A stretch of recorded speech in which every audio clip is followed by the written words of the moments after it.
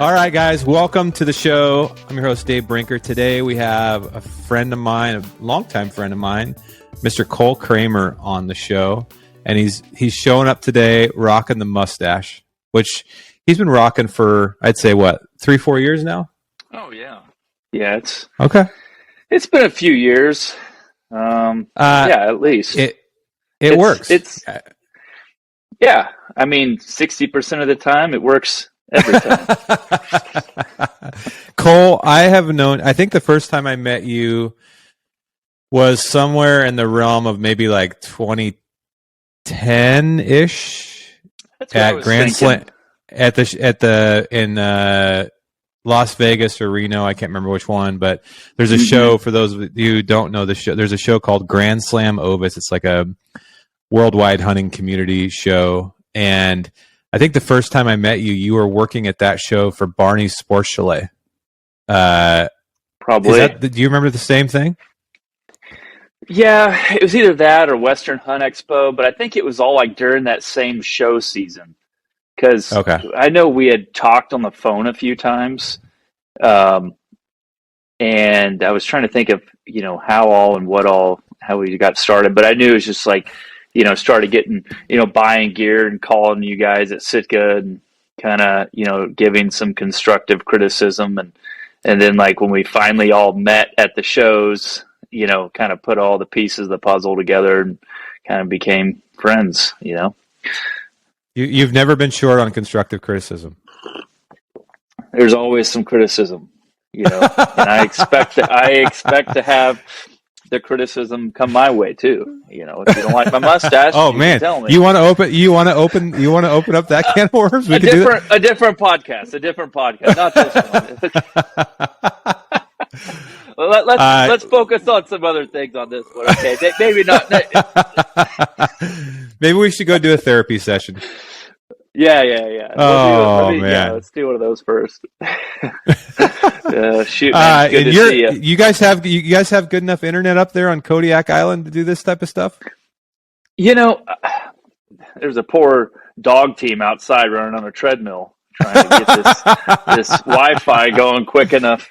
So it has been really windy and cold the past few days. So I'm glad we had power. It's been like blowing 70, 80 mile an hour. So it's been pretty brutal outside, actually. So are the bears starting to pop up yet? Yeah. There's bears moving and grooving around the island. There's always some bears around town that just decide to get up early or just don't stay in the whole time. But on the south end of the island, it's less elevation, and so there's bears already kind of out and about here and there. So, yeah. Wait a second, hold on. The south end of the island is less elevation than Kodiak, the town? Well, less mountains.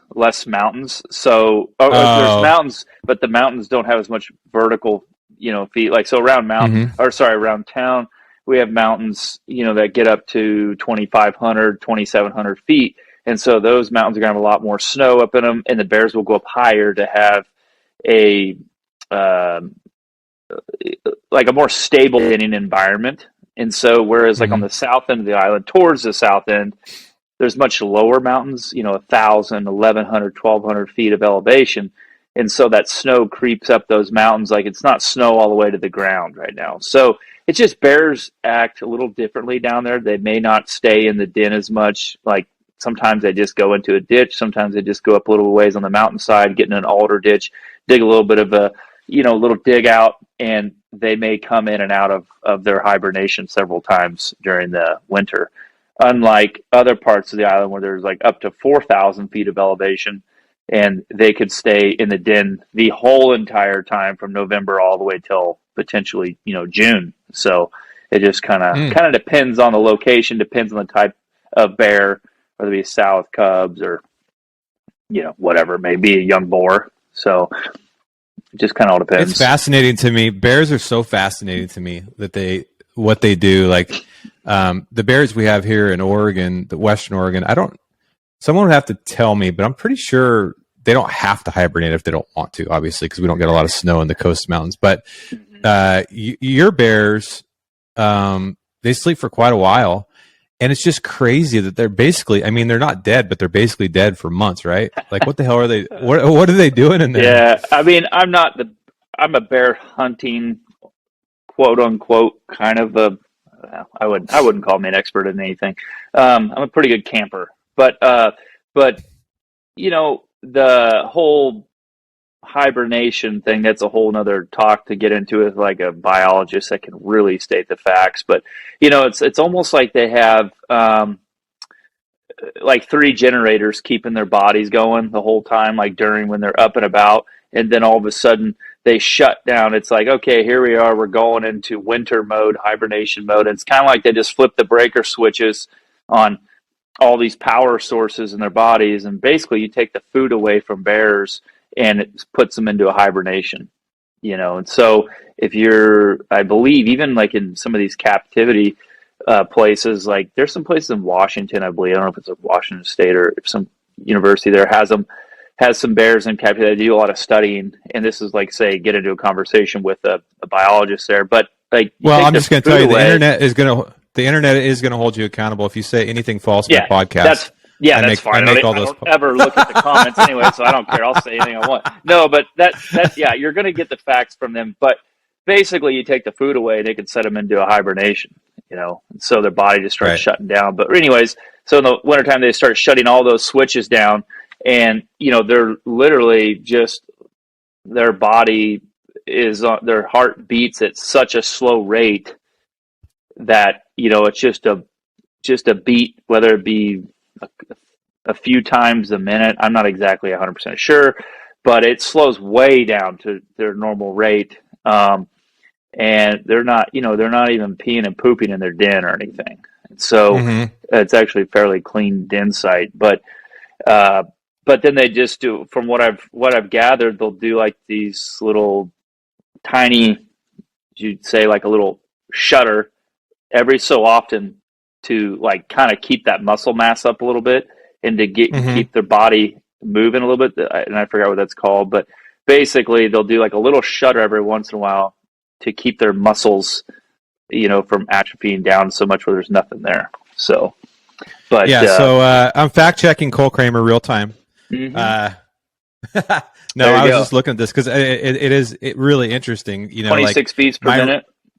Yeah, like my resting heart rate's 57 beats per minute. Yeah. So a bear gets down to 26 beats per minute while they're hibernating. Yeah. And then versus oh wait, no, hold on. 71. There's conflicting information here. We got 8 to 19 beats per minute. Regardless, it's not very many. Yeah. But that's Cole. That's why. That's basically why when they get up in the spring, obviously they're extremely hungry. So you have just to clarify, you are you own a brown bear. Well, you hunt multiple things, right? How would you describe your profession, Cole? Just to give the folks a little bit of context, and we can dive into more interesting facts. Well, so I'm a hunting guide in Alaska. I'm a registered guide, and own a guide service, and also still work for a couple other outfitters just to make a full season. Because our state is so big that there'll be a brown bear season on Kodiak that lasts from parts of May, but then it ends, and then the peninsula season opens up. So I'll travel and help other guides out, work with other people, have clients that want to go hunt other places. And I have a booking agency as well, Adventure Mountain Hunts. And so like I have guys that want to hunt with me, and then we just go hunt with other outfitters as well as my own outfit, Kramer's Kodiak Guide Service. So, but the guys I've worked with, like Paul Shervnak, I've been with him for almost 21 years. And so same thing, another fellow, almost 10 years. So worked with these guys for a really long time. And so to keep a full season and actually make a decent living as a guide, you have to travel and fill up your whole season, right? I'm not a fish guide. So I pretty much just have the summers preparing for all my hunts and whatnot. So just try to stay pretty busy as a hunting guide. Right, but a good chunk of your season is brown bear, correct? Well, yeah, spring and fall. Spring and fall we do brown bears like in April and May, and then also in October to early November we do bears as well. In the other times we're doing Sitka Blacktail deer hunts, mountain goat hunts, occasionally do a few moose for another outfitter on the peninsula. Haven't done as much sheep lately, but I used to spend a lot of time sheep hunting up on the mainland with some other outfits. And, just a little bit of other stuff here and there. I used to travel the world a little bit, guiding for other outfitters. Just strictly, it's never like a money-making thing, only to improve my knowledge on guiding around the world, just to pick up, it's a never-ending education to become, a good guide or outfitter.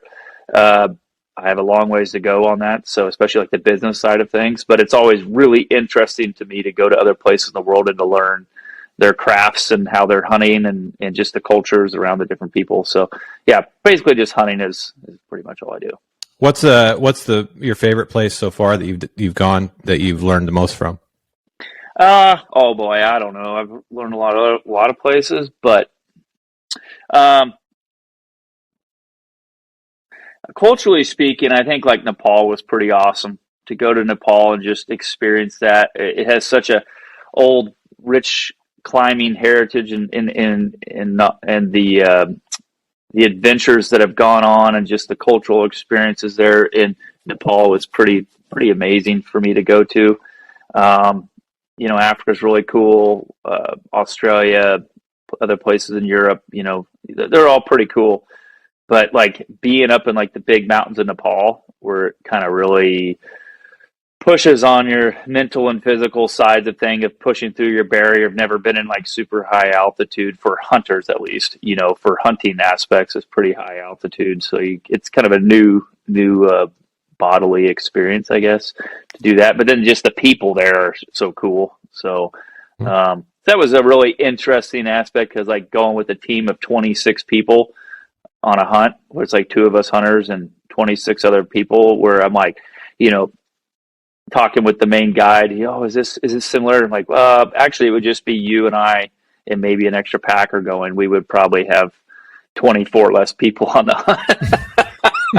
But different places, different things. And obviously the labor is much cheaper there. Everyone has their job and how they do things. And, just things are different in other parts of the world, How high were you on that? How high did you get up on that hunt? Did you get sick? I did not get sick. I got, it's pretty exhausting. I know we were well over 16. I heard reports up to 18, but I think we were like in that little over 17-ish in altitude for that hunt. But, we were camped down at somewhere around 12. 12, 13 was where we were actually camped at. So it's a lot of vertical feet to gain in one day, for your hunting, and you start finding out that's crazy. Yeah, you don't sleep that well at the higher elevations. Yeah. From talking to a guy, the helicopter pilot, I asked him like what he did, most of the time. And he's like, well, most of the time I'm just doing emergency evacuations from these mountains. And he said it's all mainly yanking people off the mountain at about 12. Because a lot of the tourism that comes to Nepal, people obviously aren't used to being up really high. And let's just say you come from anywhere in the Western states or anywhere just flat. Like most people aren't going up that high. When you were in Montana, if you were getting up 7, 8, 9,000 feet, that's pretty high. And in Colorado, same thing. Sure, they've got 14ers, but not everyone's doing 14ers.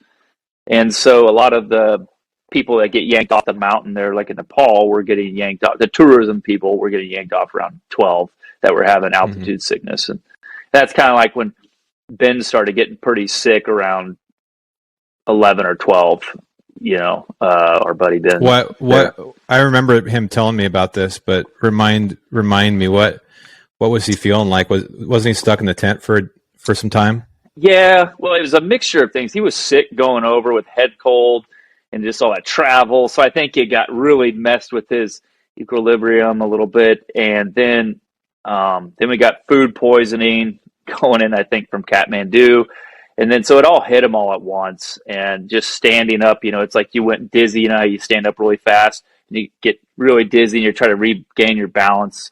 And that just lasted for 3 days for him. Yeah, it was pretty rough. I remember getting into camp with our photographer Renan, and we were like looking back to see where, it was quite the sight. We're at the front of the line, and you're looking back over a mile and a half, and there's 26 people spread out in this bowl, like hiking along this trail side. But we never could spot Ben in that group, with their binos. And it was just crazy because at the very end, he's being like helped along by a couple guys walking him to camp really slowly. And he was just like, felt like he was dizzy and just completely upside down, with things he's seeing. What a shitty time to get food poisoning. Well, but then altitude sickness, it's all mixed into one. Like he literally had everything going wrong for him. But like everyone that had, the food poisoning, it hit us at one camp, the first camp we got to. But I think it was mainly from Kathmandu. I think we ate some bad food the day before. And then once we got in there, when you think you're feeling something, you need to get up in the middle of the night, but yet you don't quite make it out, and you shit your sleeping bag. That's no cool. That did not happen with me, but it did happen with the other guys in the group, which I won't say which name they were, but it was basically all the guys in the group. That is not good, obviously. Yeah, I like one of the photographers. I was like, "Hey, man, how you feeling today?" And he's like, "Oh, not so good." I was like, "Oh, sorry to hear that." Like through the tent, And I was like, "Did you get some rest?" He's like, not really. I was like, "Oh man." He goes, "Yeah, I had to use the bathroom, but set up and shit my sleeping bag." So he literally had to go out in the middle of the night in the snow, take his sleeping bag down to the creek, put it inside out, and wash it out in the creek, and then turn it back, flip it the other way, and shit, dude, that's make awful. It through. Literally shit. Awful. Yeah, another good reason to have a good quality sleeping bag. This is no place for commercials, Cole. Yeah. So just whatever it is, make sure that if you decide to go to the bathroom and you have to go wash it out in the middle of the night, that it will stay. Do they make shit-proof sleeping bags? I'm sure they do. I'm pretty sure it's a pretty solid liner. Yeah. So That's crazy. I remember when you guys did that. There's actually a film. What was the film called on that? Yeti did a film. I think it's called just The Hunt or A Hunt or something. It's on the Yeti film. You guys should check that out. It's pretty amazing because that is one place I think that's aspiring, like an aspirational place for just about anybody that likes the mountains, obviously, because the Himalayas are the top, for no pun intended. But also, if you're a hunter, is that the highest elevation hunt in the world? No, like the Hindu Kush that goes through there. I mean, there's other places that you could go, like in Pakistan or some places of Tajikistan, but for the most part, it's kind of those. Pakistan, you can definitely do a lot of hiking, but Tajikistan, there's mixed reports. You can hike, but a lot of times they're not hiking that much. They're driving up to high altitude, right. And so they're not. People are still getting sick, but they're not always having to hike. Nepal. Everyone has to hike. That's the thing. Mm-hmm. You get dropped off. You either hike in from the road or you get dropped off at 7,000 feet. So you're not hiking from sea level, but what you're doing is they make you start at a lower elevation. And that was day 5. When I got finally got into the sheep, it was day 5 of hiking. And so day 5 of hiking. What day of the trip? How long did it take you to get there? 2 days?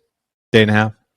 No. It was 5 days of hiking. No. I'm saying from the time you left your door at your house. Oh, sorry. Yeah, it was probably 2 days of travel. Yeah, okay. So you're 7 days into the trip before you actually even start hunting.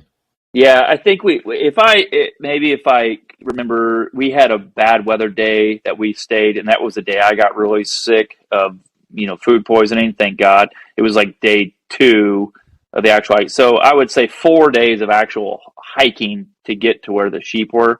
And so it forces you to acclimate, right? It forces your body to move and acclimate. That's the safest way to go about something, is just, going small bits at a time. But I will say, like I've told guys, you go there, we're not used to hiking that elevation. You don't have to be, I wanted to for myself, not to anyone else. I just wanted to show myself that I could haul my pack. Like while I was hunting, a lot of guys don't haul their own pack. They don't have to hike with their, because those porters and Sherpas there just want you to get to where the sheep are.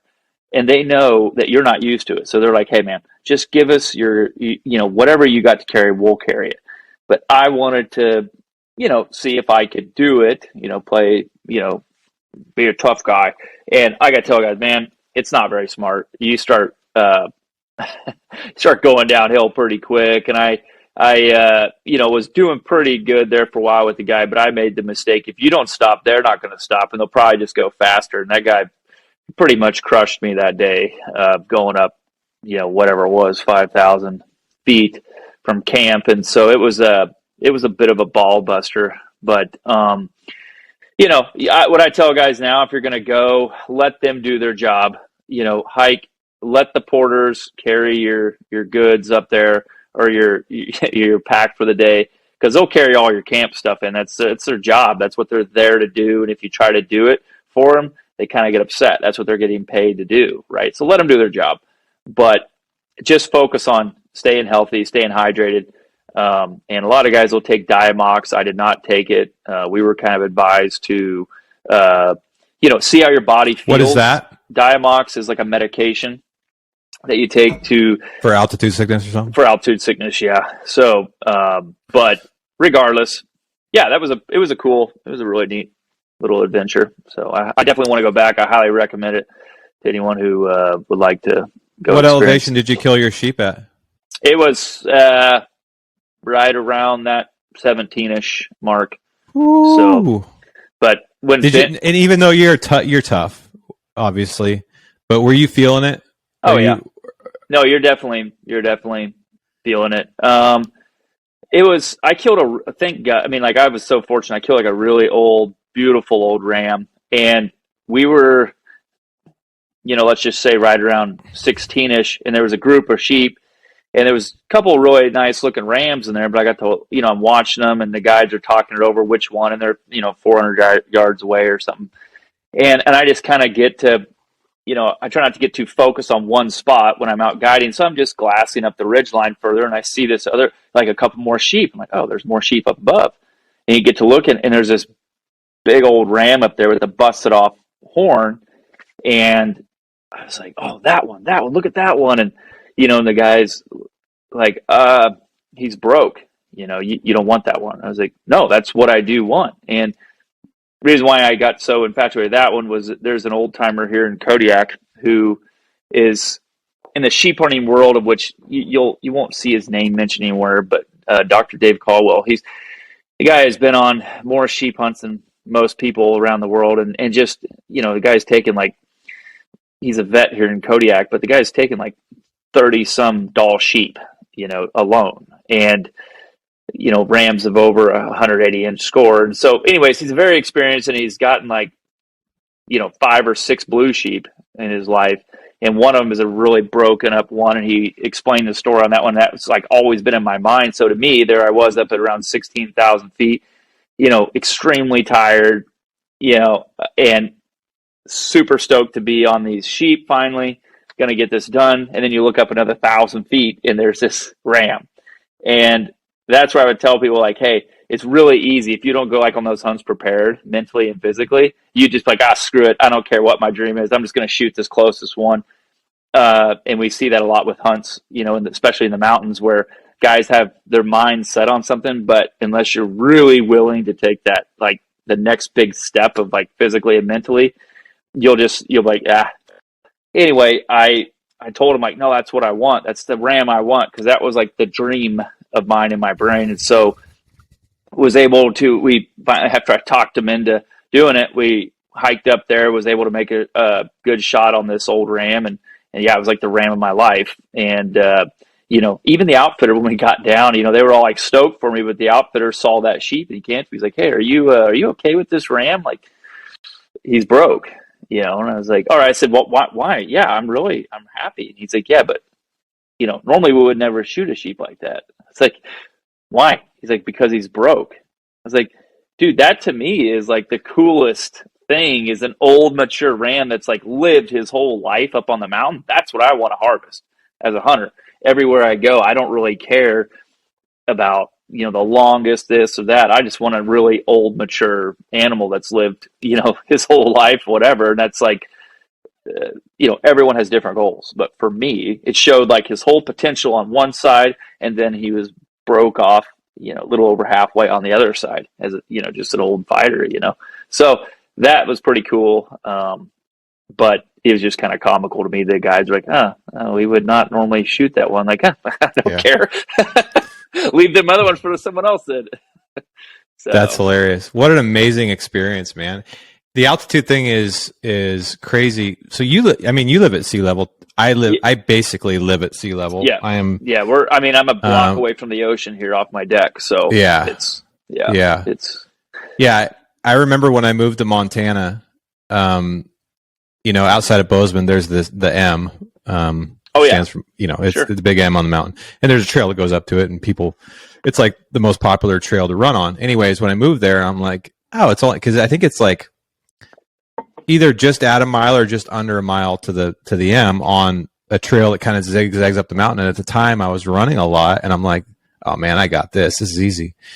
And I'll never forget, dude. I got like 200 yards into my run, and I was like I wasn't sprinting, but I was trying to go fast, like trying to show off. And like all of a sudden I just was over on the trail almost vomiting. I remember I had to stop like, I don't know, I probably had to stop 15 times before I got to the top, and I wanted to puke the whole time. And you guys are on 5 there? Or that's only 5,000. And I'd hunted at different elevations and all this stuff. And I guess running is different, obviously, because you're exerting more. But you just don't realize it. And then that was a long time ago, right? However long ago that was. It was a long time ago. It was 12 years ago. Anyways, I was just out in Bozeman again last week, and I flew in and I did a Mountain Tough workout at the Mountain Tough Lab. And it was over an hour, whatever, but it was pretty intense. Yeah. And they had you running every 10 minutes or something out to this one street. And dude, I'm in really good shape. Again, I was almost puking just from the elevation. Yeah, it doesn't take long to lose it. It makes a huge difference. It always, and like people, especially that altitude, you start, because we never hunt. 5,000 feet, us up here in Alaska, unless you're up in some of the Dall sheep areas, sure, you can get up in the Dall sheep areas, but like we don't hunt that high of elevation here. Most elevation, I've probably only been up to 8,000, maybe here in Alaska. Wow. And all my goat hunts are all to 2,500 feet for the most part. Mm-hmm. We never go that high. There's a couple places on the island that you can get up, over 3,000 while you're goat hunting, but we don't hunt that high. And so most people that go, some people say, oh, wow, this elevation here is getting to you. I'm like, dude, you came from Kansas, and I think it's 3,500 feet of elevation. We're like 1,000 feet lower than that here. So there is no elevation sickness where we're at up here. But like people just don't get it.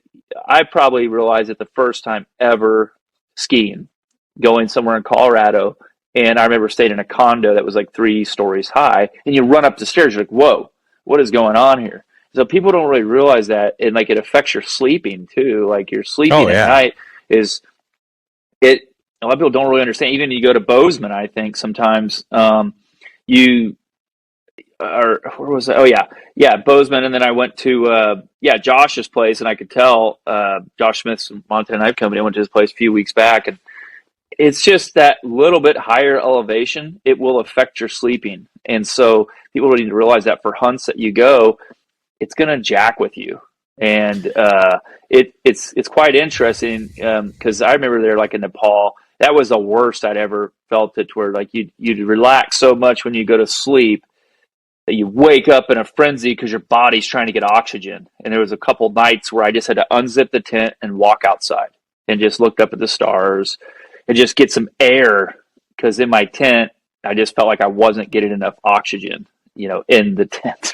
There's obviously plenty of oxygen there, but like your body's just telling like you need more oxygen, and there's just a lot less up there. It's interesting you mentioned Alaska. I remember the first time that I ever went to Alaska, I guess I just didn't realize what you just said. I always pictured Alaska like the Rocky Mountains, which It is, but it's just closer to sea level. Like the elevation. I mean, obviously there's huge mountains in Alaska, but it all starts at the seafloor, whereas the mountains in Montana start much higher than that, right? So, I mean, they're gnarly mountains. They're crazy. Obviously, Alaska is a crazy place, but a lot of people don't realize when you go to Kodiak and hunt mountain goats with people like you're literally hunting them at 2,000 feet lower than Bozeman, Montana, right? But the funny thing is that people don't really understand. I don't care where you go hunting, wherever it is you may go. It's rare that people put on 2,000 feet of vertical gain. I don't care what state you're hunting in. Do people do it? Of course you do. But most hunters say, wait, what elevation are we hunting at? And you say, oh, we're only going to be at 2,500 feet. I hunt elk in Colorado at 8 or 10 or whatever it may be. Right. But I guarantee most of those people are not even remotely climbing over 1,000 feet of vertical gain. Because when they come here and they get their rear end pushed in by trying to go 2,000 feet with 60 pounds on their back, it's very evident to me most people are not hiking that much vertical gain. Well, I think there's a lot of people that think they are. Yeah, they think they are, but they're not. And they're what they like to say is, I hunt out at 8,000 feet, or I hunt at 10,000 feet in whatever state. But most people are not putting on that much vertical gain. Vertical gain is different than miles just walking flat or like on rolling hills. Right. If you put 60 pounds on and walk up a hill 2,000 vertical feet. Yes. Most people, it's going to crush them. Most people aren't making it. Yeah. It's going to be the top 5%. If you're like, how long did it take you? I'm like, dude, I'm just a mule going up the mountain. You can put whatever weight you want to on me, and I'm just going to take my time going up. I don't, unless we're in a major hurry to try to get the shot off on something. I just take my time because I know I'm going to be guiding or I'm taking a client, and I have to make sure that they get up there as well. Not just me. It does me no good to hustle up there and spook off the game. So it's more beneficial for us to take our time and just, especially on my style hunts with backpacking, and guys are doing something they're not normally used to. So we have to take our time. Otherwise, it's just going to crush them. And it does me no good to have a crushed client, up there that can't. No, and it does them no good if you're injured or crushed as well. So yeah. And like you said, most of the time, and I would assume, I haven't hunted mountain goats and brown bears before, but I would assume, just like most things, like you said, unless there's like a real reason you need to rush, most of the time there's no hurry. If you're spotting something from a mile away that has no idea that you're on your way there for a half a day, you just take your time. And it's much better to get to the top and have a little bit of energy reserve than totally be blown out and not being able to make another move. Well, and there's a difference between we're packing in for the first time. We're going to be a lot heavier with all of our food, camp gear, everything for like a mountain goat hunt. And once we get up there, sometimes we'll have an established camp, but other times we don't. But it allows me to stay up there up high, camp high, and stay high the whole time, rather than drop back down a few thousand feet, then have to do it all again the next day. It just that kind of mentally and physically crushes people. And so I just find moving a little bit slower pace helps me. I get my hunts done in less amount of days than maybe potentially someone else that would be up there, because they're going up and down, and by a certain time each day, like, oh darn, the goats or the ram is another mile over. Crap, I don't know if I have enough time in the day to get over there. It's going to get dark in like an hour or two. I don't want to get stuck up here. I better start hiking back. And there's like this mental game where, like, if you have your camp with you at all times, I'm just like, I bet you if I make it over there, there's water over there. I'll just camp right here. Or I'm just going to come right back here on this ridge and camp right here. So I'm always going along. If I'm in a new spot, marking new potential campsites or water sites as you go along the ridge. You can find a puddle up there, and it's like, oh, there's water right here. This collects here, to where like you could use that in the back of your mind. Could be that day, or 2 years later, you look back on your GPS, like, oh yeah, I forgot there's like a little water source up here. Which we don't normally have to worry too much about on Kodiak. We have lots of water, but you go up to the main. Plenty of water to go around. Plenty of water. But other places like on the mainland for sheep hunting and stuff, it's like pretty crucial to recall those little sites, and if you're walking by a little flat site, always put that in the old GPS or mark it down, because at some point in time you may need to use that spot. So I grew up in a totally different style of hunting than what you do. Obviously 15, 20 years ago, I was introduced to backpack hunting, but where I grew up, we were hunting within a acceptable distance from the truck with 1, 2, 3, 4, 5, 6 miles with a truck. You can always get back, no problem. Right. So we always stayed at like a base camp. But one of the things I learned from being friends with guys like you for the last 15, 20 years is in most instances, it's much more efficient to just have your camp with you than, because I spent a lot of time going back and forth, even on a couple backpack hunts where you stay in kind of a pretty comfortable spot, but you could have stayed even higher where maybe there's a little bit less water, but there's still water, and you still got to go down every evening and then up every morning. And it's like, man, if you could just make a few sacrifices to stay up there, the energy output it goes down, meaning you have more energy to actually put into the hunt, because what will happen is you get burnt out and you want to leave. Yeah, a lot of it's a mental excuse, it's not even, it's physical and mental, but if you just make that little bit of sacrifice going up there and haul your water a little bit, each place will be different depending on what mountain range I'm hunting. Sure, there could be a spot where I'm going to always leave my camp, but if there's plenty of places that I'm going to always have it with me no matter what. Right. And I'll just make sure if we go by water, you're pounding down water to, number one, stay hydrated, but then also fill your bladders up, and just to have them with you, because I could just stop and get through the night, no problem, and so much of my hunting game is the patience game, and it's a lot of glassing. And so if we're stuck in a spot or watching rams until we can get to them in a certain spot, just being patient, you get to a slow time of day. If you have to make a water run, you can go do it. But, I don't give a crap. When dark is dark, so I'll go do it in the night. If you got to go get water, you just put your headlamp on and go, and it's not affecting your hunt. But like I say, most time you just, if you sacrifice a little bit and haul that extra water weight up, with your camp and everything, I just feel like, especially with me, it's one thing if I don't have the luxury of just hunting by myself all the time. Well, a person that's hunting on their own, you can make whatever call you want to. I don't care. It's your hunt. But when I have a client with me, that I have to do what I feel is best for them, because even though they're saying one thing, I don't want to do that, or I have to make the call. And often they've never hunted like that before, to where they don't necessarily want to be hauling that weight up. But at the end of the hunt, they're like, oh, wow, that was pretty handy. That actually worked out pretty good. So, because they've never done that before, I have to make that call. But when you're hunting on your own, you can do whatever the heck you want. It doesn't matter. But when you actually have someone else's well-being in mind, and their success rate is on you, which they're wanting to make a call that will potentially not make them very successful. Whereas like I try to make the best call to make them successful. Yeah. I get in debates with people pretty frequently and about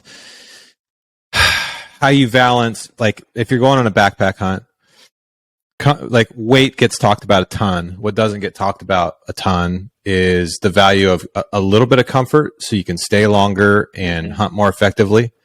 Yeah. And in my opinion, you have to balance the two. I know a lot of people that don't balance the two. That's just all about weight. I'll tough it out. That's fine. Yeah. That's fine. But I would argue you're probably better off with a little bit more of a nuanced approach. Yeah. Meaning, like, if it's a couple more ounces to carry, whatever. Let's just say you're one of those guys that has to have a freaking pillow. You don't like stuffing your puffy jacket behind your head. Is it really going to hurt you that much to throw a nice pillow in there, like an inflatable pillow? I don't know. It's up to you to decide. Like those are the sacrifice. Or would it help to carry a few more ounces up the hill as opposed to having to make one more trip down here to get water? In my opinion, I would rather carry the water up the hill, and then have to go down there one or two more times because I'm up there. And once I get up there, it sucked. But once I get up there, I'm like, oh yeah, I'm good for like 2 days. I have plenty of water. I don't got to go down to that shithole again. And you know, I am all about, I mean, don't get me wrong, I cut ounces where I can on gear, but then you also have to have the comfort factor to keep you up there and keep you in the game. That's the thing that a lot of people don't understand. These guys who just cut ounces all the time, but then they're miserable.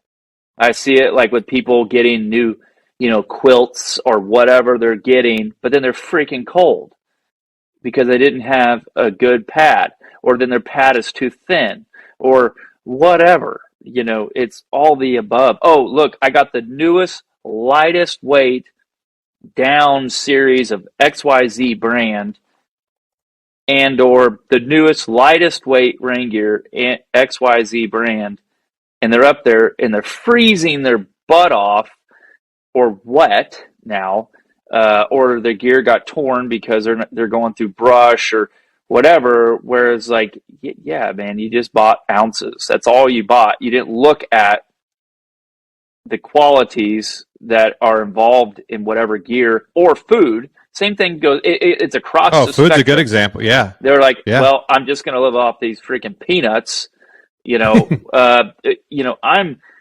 My bag is, man, I got a lot of freaking food in there, because that was one of the things that I found out that I stressed over a lot when I was a young guy was food. Am I going to have enough food? I just literally, for some reason, I just always thought about food. And it screwed with me. But when I started hauling extra food, like an extra ramen per mountain house, I would haul extra ramen. I started carrying coconut oil or olive oil, a little, another snack bar, maybe one extra oatmeal, anything of that nature. And guess what? I alleviated that one stress. Did it weigh a little more? Yeah. But I would come out at the end of the season actually putting on some muscle and not be beat to smithereens. And I didn't have that, that stress. But then, once again, same thing on the gear. Yep. It's stressing out that this ultra light XYZ you got is not going to make it because your tent is blowing away. If you just went a little bit more heavy duty, you just gotta, there's so many of those little things you could compare that to, right? But, I brought up an example for those that are watching a video. I was in Bozeman last week and we were shooting a video for the new Peaks teepee. And I was one of the models in the video. I don't know why they would ever put me in a video, but because you're so handsome. Anyways, they had me in the tent or in the teepee on this pad that's up on the screen, the Climate. And by the way, I think Climate's an awesome brand. I have some of their stuff, but they had me on this pad. And for me, I would never buy this pad.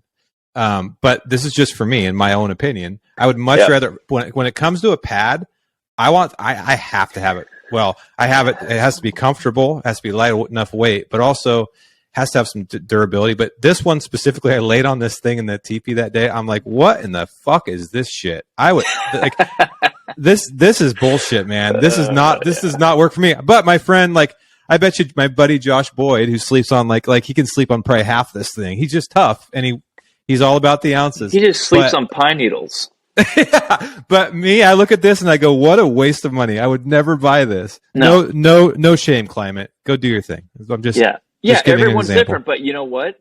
I don't blame the brand for putting something out like that, because those, whatever you call those, skeletonized feels, sure, they're out there and that's fine, because we all have our buddies that are all about the weight. But let me tell you something, when that thing fails or you're not getting a good night's rest, you better be cool with sleeping on the ground and being. Dude, how many times have you had to just has your pad failed and all the? Well, I've been pretty fortunate, but I'm also I baby my gear. I'm very cautious with my gear. I don't abuse it, okay? But we've all had those pads that leak, or the common thing is if you sit up and you turn really fast on your pad, and you like where your rear end is sitting, and it's a really kind of a point where you turn and you can wear little holes in your pad, and or if there's rocks, because we used to, like in Mexico, we never had a tent. And oftentimes, we wouldn't even have a bivy sack. I would always carry one after, the first trip I went down there. I always had like a bivy sack to put down as a sacrificial layer on the ground. But there's sharp rocks, thorns everywhere. And we clear out, but it wasn't uncommon to pop a pad.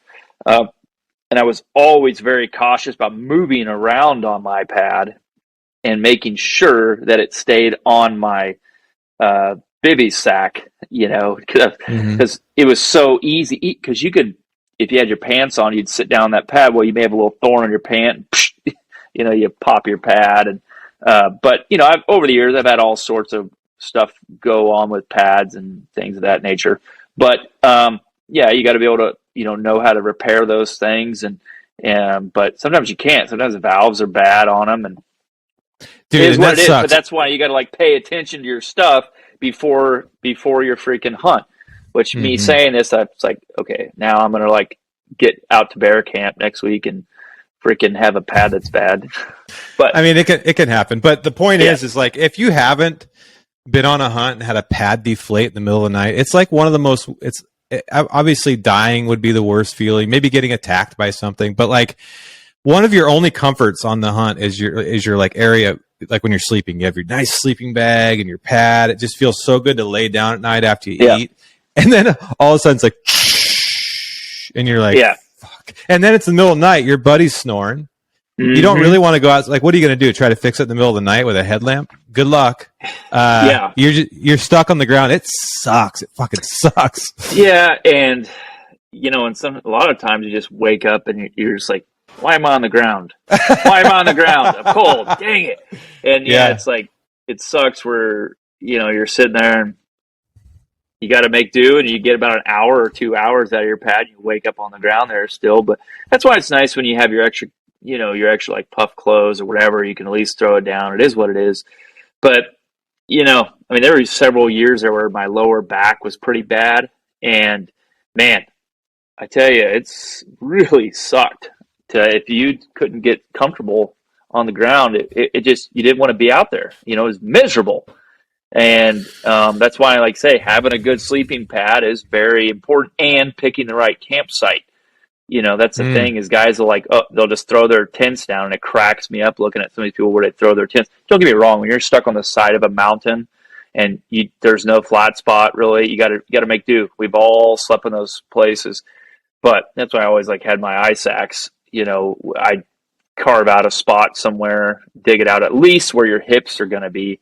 But I went years, unfortunately, with having a pretty bad lower back issue, and thank God that I got rid of that. But that made for a very miserable time, to where if I had any sort of hump in the ground where my hips were elevated at all, horrible. So, well, sleep, people don't, I don't know if people realize how important sleep is on these adventures, because you're already going to be, and I'm sure you've seen this in your hunts, Cole, is it's going to, like you said earlier, it's going to challenge you physically. It's going to challenge you mentally, much past your comfort zones, especially when you're stuck in the middle of Kodiak Island up there. The only way to get out is by hiking out and getting a plane back to town, whatever. But if you're not sleeping on top of that, if the human body doesn't sleep, it turns negative. Like, everything's worse. Everything seems worse. You're in a bad mood. You're edgy. You get negative, especially if the hunt's not going well, or you get a few weather days. You're stuck in the tent. Like, you're going to get soured really quick. So, one of the things I've noticed, and what I've seen from you is you do spend. It seems like you spend a lot of time getting camp right, getting it comfortable. Even where you're glassing, you usually got tarps. You usually got you're making coffee for your clients. You're making it so there's going to be a lot of uncomfortable things that happen, but the things that you can control, you're trying to make just a little bit better so they stay in the game, right?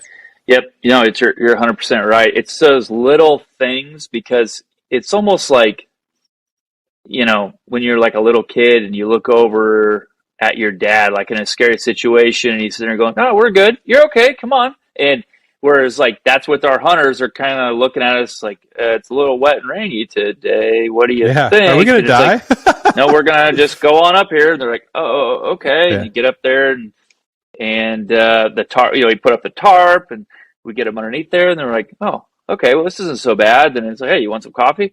Oh, you have coffee up here? Like, yeah, well, I'll just pull up my stove. And you do that. And they're just, before you know it, they're comfortable. And I tell guys all the time before they come, hey, man, download podcasts, audiobooks, whatever you got to do to stay in the game. And whatever that is, stay in the game. And because if you're not up there, obviously, I just see it all the time. Everyone's excuse, well, the weather was bad. Well, the XYZ was bad. Well, we just didn't, whatever it is. And don't get me wrong, if you put in your 10 days of glassing super hard and you left it all out there, sometimes you just have a hunt that doesn't work out, obviously. But for us, like a mountain goat hunt, I don't know. I've been on, I don't know, maybe over 100 mountain goats now, and there's never been a hunt we've done that because of bad weather we did not get a goat. I've only had one. I think 2 people not get goats, but they both shot goats with bows and either lost them in a ravine or either just couldn't find them in the fog. But we have never, not once, gone up because of rain, winds, whatever it may be. We are going up there. We're going to give it our best. And if you know where they are, same thing with bears. We've never once had a bear hunt that we made the excuse that the weather was so bad and we just didn't get one. Well, shoot, you saw the weather was bad. You couldn't even get out of the tent. We hear it all the time when we come back in and we're sitting down at the local brewery telling stories, or someone overhears us and, oh yeah, we just got done and well, you know how it was. It was really bad. Did you guys get anything? We didn't get anything. And it's like, hey, here's a bear we got. Oh, it must have been nicer weather. Like, no, there was a break in the fog for literally an hour. We got lucky by seeing this bear move across in the opening in that little break. You got to be out there, and I know it sounds like, oh, you can just say all you want on these podcasts, but I'm the one who's got to, put my money where my mouth is. My hunters give me the money. We go out there, but now I got to put my money where my mouth is to try to do everything I can for them to be successful. I remember like years ago thinking, man, all these bow hunters, gosh dang, if they just, they're using these setups that aren't that good or whatever, they'd wound a bear, or they wouldn't make a good shot. And it was so easy to blame them. It was just guy made a bad shot, or sometimes they make a good shot, but for some reason it wouldn't work out as well. And then because I was this young guy that didn't want to seem like a know-it-all. Mm-hmm. And you don't want this older guy that you're taking who's 20 years older than you. You want to be respectful. And then, and it's like, dang, man, like I just need to start. And I finally kind of like turned the corner, like, you know what? I don't care. I'm just going to have to start telling these guys what my thoughts are on it. And I'm always just going to start telling them, kind of, you hate to say micromanaging, but at least giving them as much information as you possibly could so they would be successful on the hunt. Right. And because at least I got it out there. At least I told them and they could do with that information what they want. Like, especially before the hunt, like on a setup, like an archery setup, like what to bring, for shooting a big brown bear, what I would recommend, whatever. And then I remember a few years ago working, and then I started hearing about like Jocko. And then when I listened to some of his podcasts and then listened to his audiobook, Extreme Ownership, I'm like, oh, that's what that is. That's what that is. There was like a name for it, right? Like taking ownership, and like you could easily just blame everyone else, or you could try to fix a situation before this ever happens and just say, hey, listen, man, if we do this, I think this is how it's going to work. And you're always constantly trying to figure out how to relay the information to someone in a good way that they can take that information. Whether it be a guy that's a great book, man. Sorry. Oh, it is. That's a great book. But it's like, I love it. I love the stories and the analogies and the things, because it's like, yeah, but you don't understand. This guy won't listen. this guy thinks that this, and this is the reason why we're not getting any work done. Well, it's like that with our hunters. We have hunters that say, yeah, well, I have killed this with X, Y, Z. And you almost have to like figure it out in a manner, in a way, and give them that information that makes them feel like it was their idea. Right? Yeah. Let them have this epiphany that they, and it's what if we did this? Exactly what you just said. Or you just kind of like interject it in a manner, and some guys are like that, Most of my guys that I go with, I mean, honestly, I'm at a stage where I'm just not going to take you hunting. If you don't want to listen, I'm not going to take you. And there's like a long process that you have to go through. Some guys we meet, we're like, dude, this guy would be awesome to hunt with. But then there's some guys, you can just tell right off the bat, I don't know about this guy. And there's never going to be an opening for that person in our guide operation, okay? If you're a person that can, because you're hunting we're trying to kill the oldest, biggest bear that's out there, okay? Which could potentially be the next world record, right? And so that's what that brings in these types of really big bear areas is really large bears, 1,500 pound animals, okay?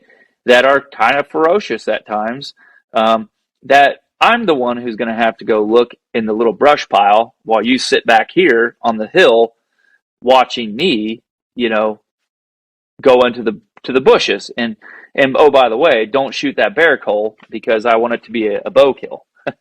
So we're the ones that have to do that. So why wouldn't you want your guide to feel confident going into that whole scenario that we did everything we could have to stack the odds in our favor?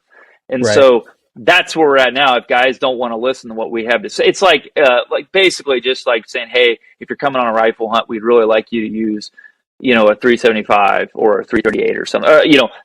This is your caliber range. And that same thing with archery setups. This is your range. This is where we want you to stay. Okay. Yeah. Within this range of gear, qualities, this is what we want you to stay. Okay. Stay in these parameters. And then you could use whatever in there. It's kind of like clothing, right? You're not going to, guys want to use something. You don't, it used to just be like, whatever. I mean, that's how we first started guiding was just, okay, whatever. They'll be tough. They'll figure it out. Well, guess what? It's really depressing watching a guy quit on a hunt because he's cold, wet, and miserable. His mental state just goes down the drain watching a guy get mentally defeated, while you're sitting there right next to him in real time going, geez, dude, relax. We're fine. You're fine. Oh, no, I'm not. And they just start beating themselves down, left and right, coming up with a good excuse to leave their dream hunt, of which they just told you, I'll never be able to afford to do this again, or you listen to what they had to go through to do that hunt, to afford it on some guys. And, to listen to them say they want to leave. I'm like, no. I had a goat hunter a couple of years ago, great guy, but he figured out he was afraid of heights on like day 2 or something like that. And it was like, we got him up in there after a goat. His buddy had just killed one with the bow and he took a shot and missed one. And we were moving him around up in the cliffs trying to get another shot. But I could tell it was starting to mess with him mentally. But I was just trying to move him along, but not let him sulk in it, not let him get too into it at the moment. Just come on, keep moving. Let's move through these rocks and the steep hillside. But when he slept on it overnight, he just didn't want to do it anymore.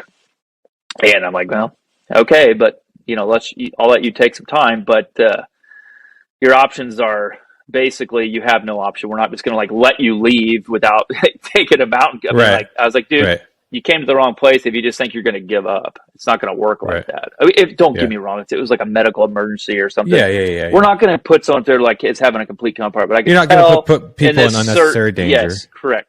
But in this certain situation, this young fella, great guy, I knew listening to him that he defeated himself in life. It was all on him on a lot of things. That listening, you could tell that he sabotaged himself all the time by making these simple excuses. In the end, guy ended up killing a goat. It worked out great.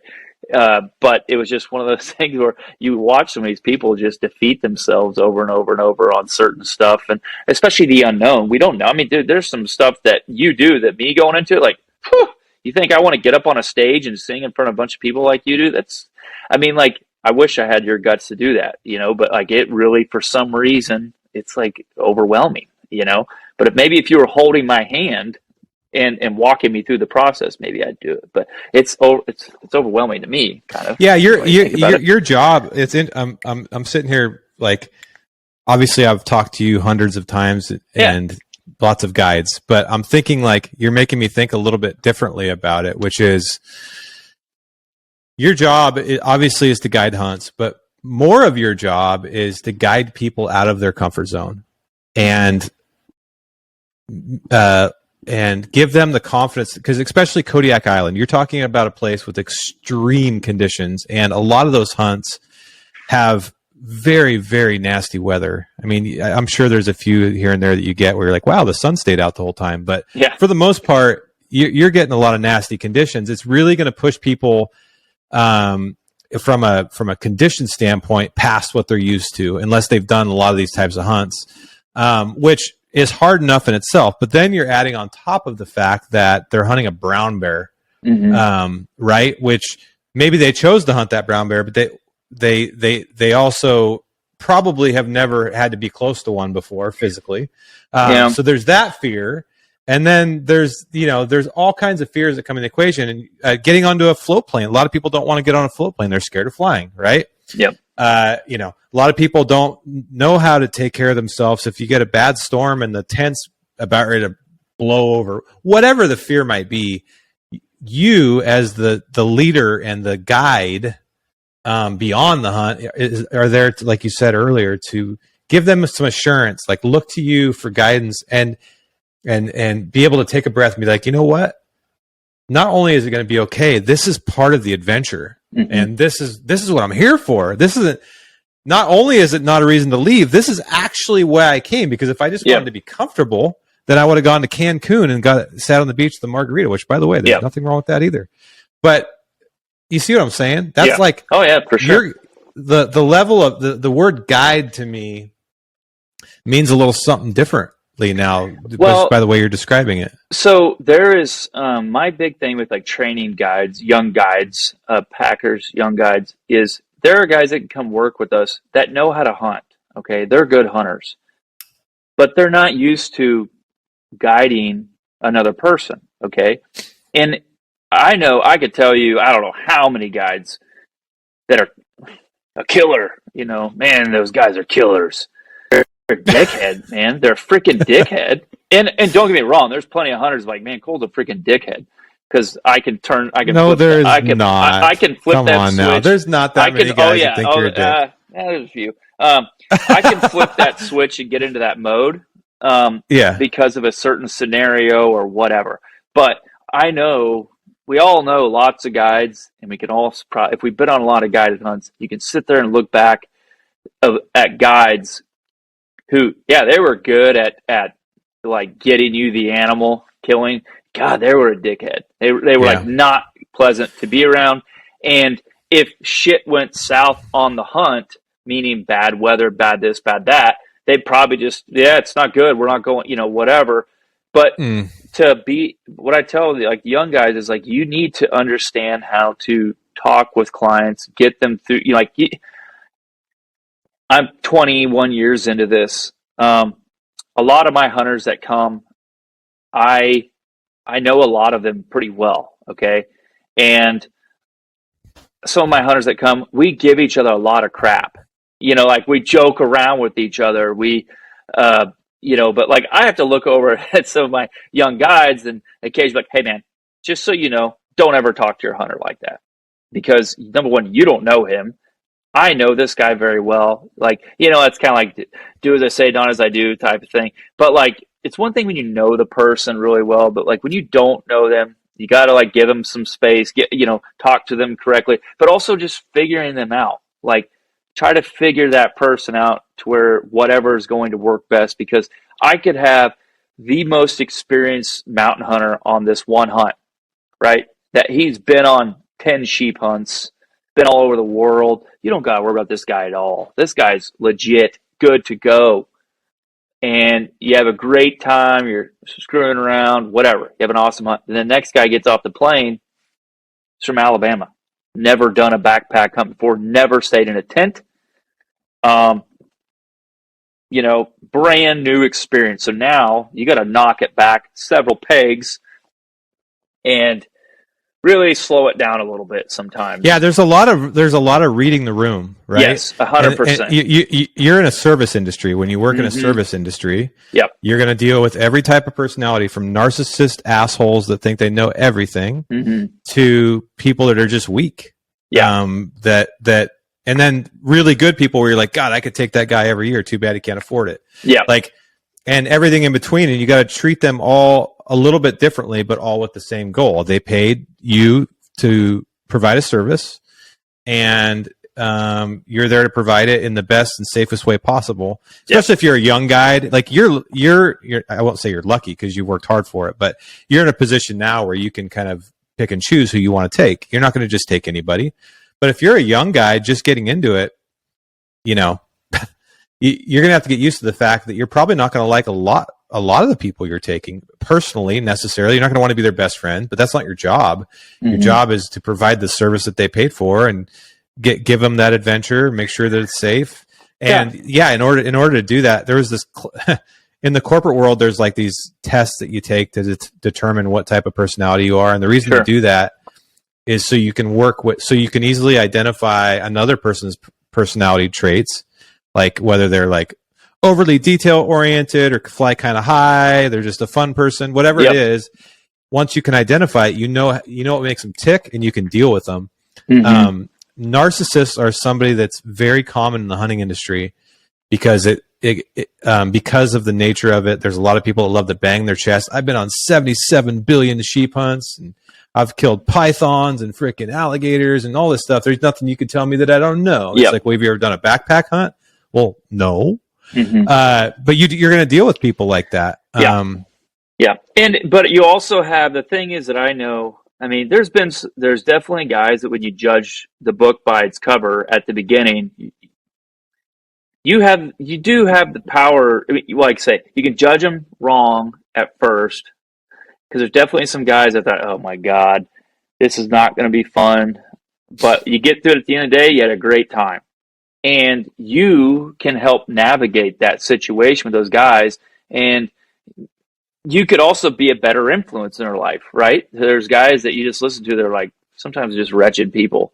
But if you're a good influence on them out there and the way you conduct yourself, I mean, there's been guys that, over the years, they're like, man, it's pretty cool how you handled that. Or that was pretty, and you stay in touch with them and like changing everyone's life out there or anything. But there's just like, it's interesting. Some people, when they come on some of these hunts, they, and you teach them a few things out there, especially if it's something new to them, it can definitely change their lives for something like really good, especially if they're not used to backpack hunting and doing something hard and physical.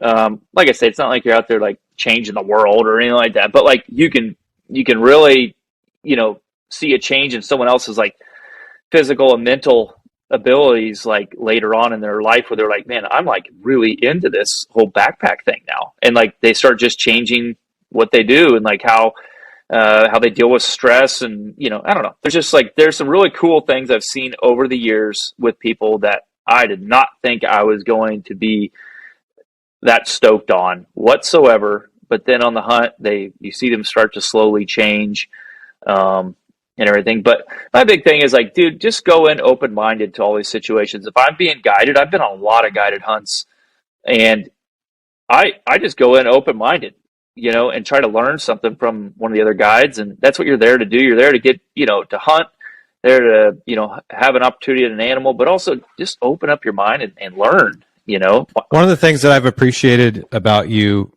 I give you a lot of shit, but I'm going to give you some compliments because I think it ties into what I want to ask you about. So as much shit as I would like to continue to give you, I'm going to give you a few things here, okay? Oh, geez. One of the things I've noticed about you over the course of the year, because when I met you, you were pretty fresh into your guide career. I mean, that was 13, 14 years ago. I was probably about 7 years into it. Yeah. Which, so you were there, but still like, I'm still just barely into it. But yeah, that's like really new. Yeah. But one of the things I've noticed about you over the course of years is you always are a student.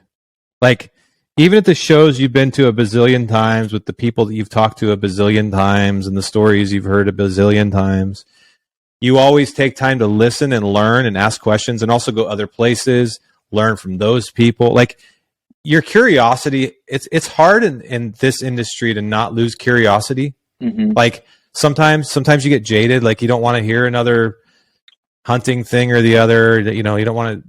Yeah, you know what I'm saying? It's hard to describe maybe for those that haven't experienced that. But if you're deep into anything, right? Sometimes that curiosity or that like novelty wears off. Mm-hmm. The cool thing, I think you've done a good job of keeping that, and because you've kept that, and you hold your mentors and your elders really, really closely, and you show them a lot of respect. You've learned from these great men in the industry, mm-hmm. potentially women too, but I can think of a couple men specifically that you've been mentored by, that has allowed you to set off this entrepreneurial path 20 years ago, moving from Kansas or wherever you grew up, which I do want to talk about, and just starting this life, and over the course of 20 years, building a whole like empire. And I'm not talking about a financial empire necessarily. I'm talking about like a dream world for yourself. Like, this is what you dream about. This is what you love doing. But you don't you're not cocky. You're confident, but you're not cocky. You could walk around, like, would you say like 100 goat hunts or something? Like, you could put that right on the front page of your website, killed 100 goats in a row, blah, blah, blah, blah. You don't do any of that shit. I guess what I'm saying is your willingness to be, or you're humble, you're a student, you're tough and you're firm, but you're humble. And I think those traits, especially in this industry, are really important, because I've only been on a few guided hunts because I just don't go on a lot of guided hunts. But the one or two that were absolutely the worst hunts of my life were the ones where I encountered people that were the opposite of everything I said. They were not humble. They were not curious. Yeah. They're pretty weak people, narcissistic. So anyways, accolades to you. And I think there's a lot people can learn from your story. So we'll get back to the mountain hunting in just a second, but I want to get a little bit of your backstory, because I think people might assume that you grew up doing this, mm-hmm. which is absolutely, at least when it comes to like Alaska hunting. You grew up in the Midwest, correct? Yeah. Grew up in Pratt, Kansas, and was out there in Kansas. So I was like 11. Parents split up and went up to Lee Summit, Missouri, and that's where I went to middle school, high school. But during that time period, my dad's sister, her husband was in the Coast Guard, my Uncle Robin. And so he was transferred up here in the Coast Guard to Kodiak. And so I started visiting here. They flew my brother and I up the summer that my parents divorced and my mom was moving. So they got our mind off of everything, kind of, flew us kids up to Alaska while that stuff was happening, and got our minds off everything. And so, but in return, it was like the most amazing 2 weeks of my life so far, like fishing, and just my uncle did an amazing job, taking us fishing every single day. It was so awesome. And it just totally, I'd never been in the mountains before, right. I'm from Kansas, and I'd only been down to Texas, drove to Texas. And so I'd never really been in the mountains and like really the ocean. So to come up here was like, oh my gosh, how do I do that? Mm-hmm. Or how do I go back? When I got back home, I told my parents I want to go back, and they're just like, well, that's expensive, and so that takes money, obviously, to get those expensive tickets. And I was like, okay, well, I guess I'll just get a job. And so I mean, basically from that next summer on, I always had a job saving up for plane tickets or to be able to get back up to Alaska, whether mm-hmm. just doing chores or working with my buddy's dad, construction in the summertime, carrying wood, whatever it was. There's just always the next goal to get back to Alaska. That's what I told him, was like, don't give me any birthday presents. Just give me, put it towards a flight. So I was able to come back up to Alaska a couple more times. And that last year, my senior year of high school, came up to do a deer hunting trip with my uncle, and in November. And my aunt knew of a guide here that would sit down with me, kind of, run the rules on how to become a guide and the steps to take. So I sat down with his name's Mr. Rohr, Dick Rohr, pretty legendary bear guide. I got very fortunate, lucky, right? That's who that was. And he lined me down or laid out some steps, and then first you got to move up here, then we'll talk, but this is how you got to do it. And I was like, okay, well, I'm definitely moving up. So it was like that. That was in November. I moved up there in June. And, basically, long story short, he, kind of helped push me towards which outfitter to work with. And, I got a job with Paul Shervnak, and I've worked with him for like 21 years. But like the mentor thing, like I've been very blessed in my life to have good mentors. I can look back and there's like some of these older gentlemen on my hand, probably all in one hand, that like were like really, really influential men in my life, that were just old timers that I love to just hang out with and be around. And we're like talking about like mentorships, glad you brought that up, because like I am definitely blessed with that, and so, going back to like Kansas City, when I moved up to Kansas City, I wanted to get into hunting, but now my parents just, split up. My dad gave up hunting. So crap, how's this going to happen? Well, luckily someone at our church knew of another friend that introduced me to that guy, and, old timer in his 60s. And so, went over there, started talking with him about hunting, and he found out that, okay, I guess we can get along here. So he took me out shooting a couple times and said, hey, if you do these steps, go through hunter education course, do this, put forth the effort, I'll take you hunting. So I did that. And but along the way, it's like, I'm so happy we did not have freaking Instagram and Facebook and all this bull crap there now, where everyone's mentors and idols are in the palm of their hand looking at what this dude is doing. And instead of being out there doing, they're just watching what they're doing. Right. And so online. And I just always wanted to be around these guys soaking up knowledge, and, kind of getting off track here. But like I remember like talking to Bert Soren last year at a SIG Sour event, Bert Soren and I from Sornex.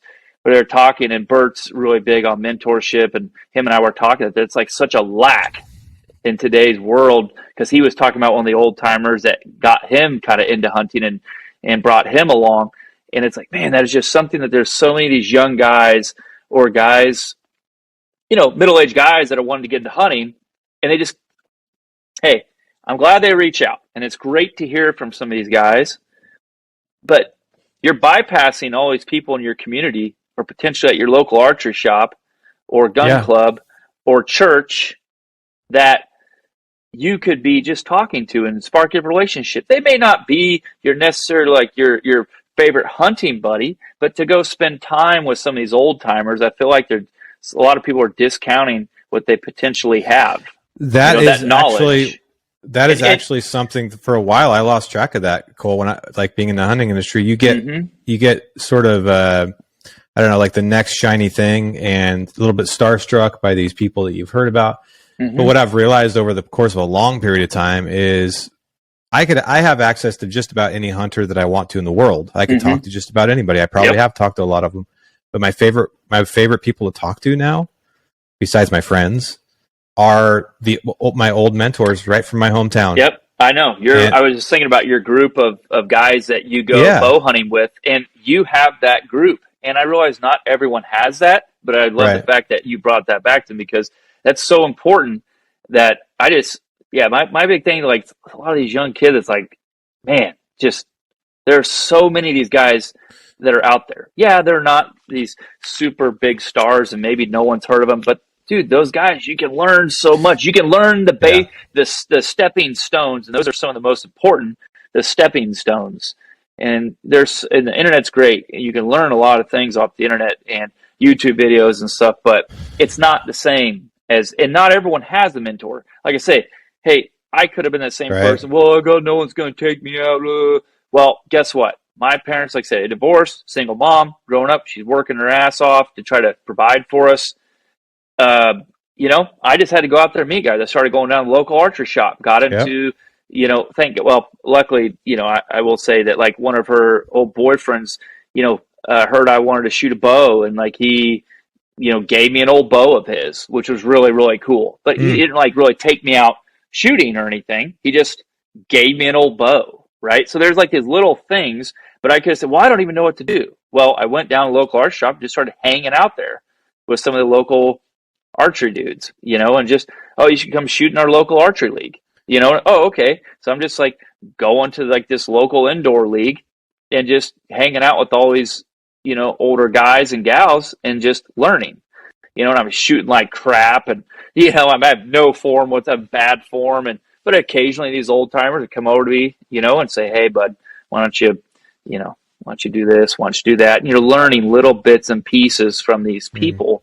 And like I say, we have a great knowledge base out there right now online. You can learn so much, but don't take away from what you can learn firsthand from these local guys, just hanging out and learning from them. Doesn't matter if it's a guy your age or older guy, but I hate seeing like our oldest, like some of the old timers out there that are just sitting there that you could be learning so much from, but these guys just, who cares about that old timer sitting over there? It's there's so much ridiculous. You can learn from them. Yeah, it's so ridiculous. I think I'm sure other industries are like this, but I know the music industry is like this, but the hunting industry is an industry where if you actually show a curious mindset, a student mindset, as opposed to being, I've seen a lot of people come in, I want to learn how to hunt. Okay, cool.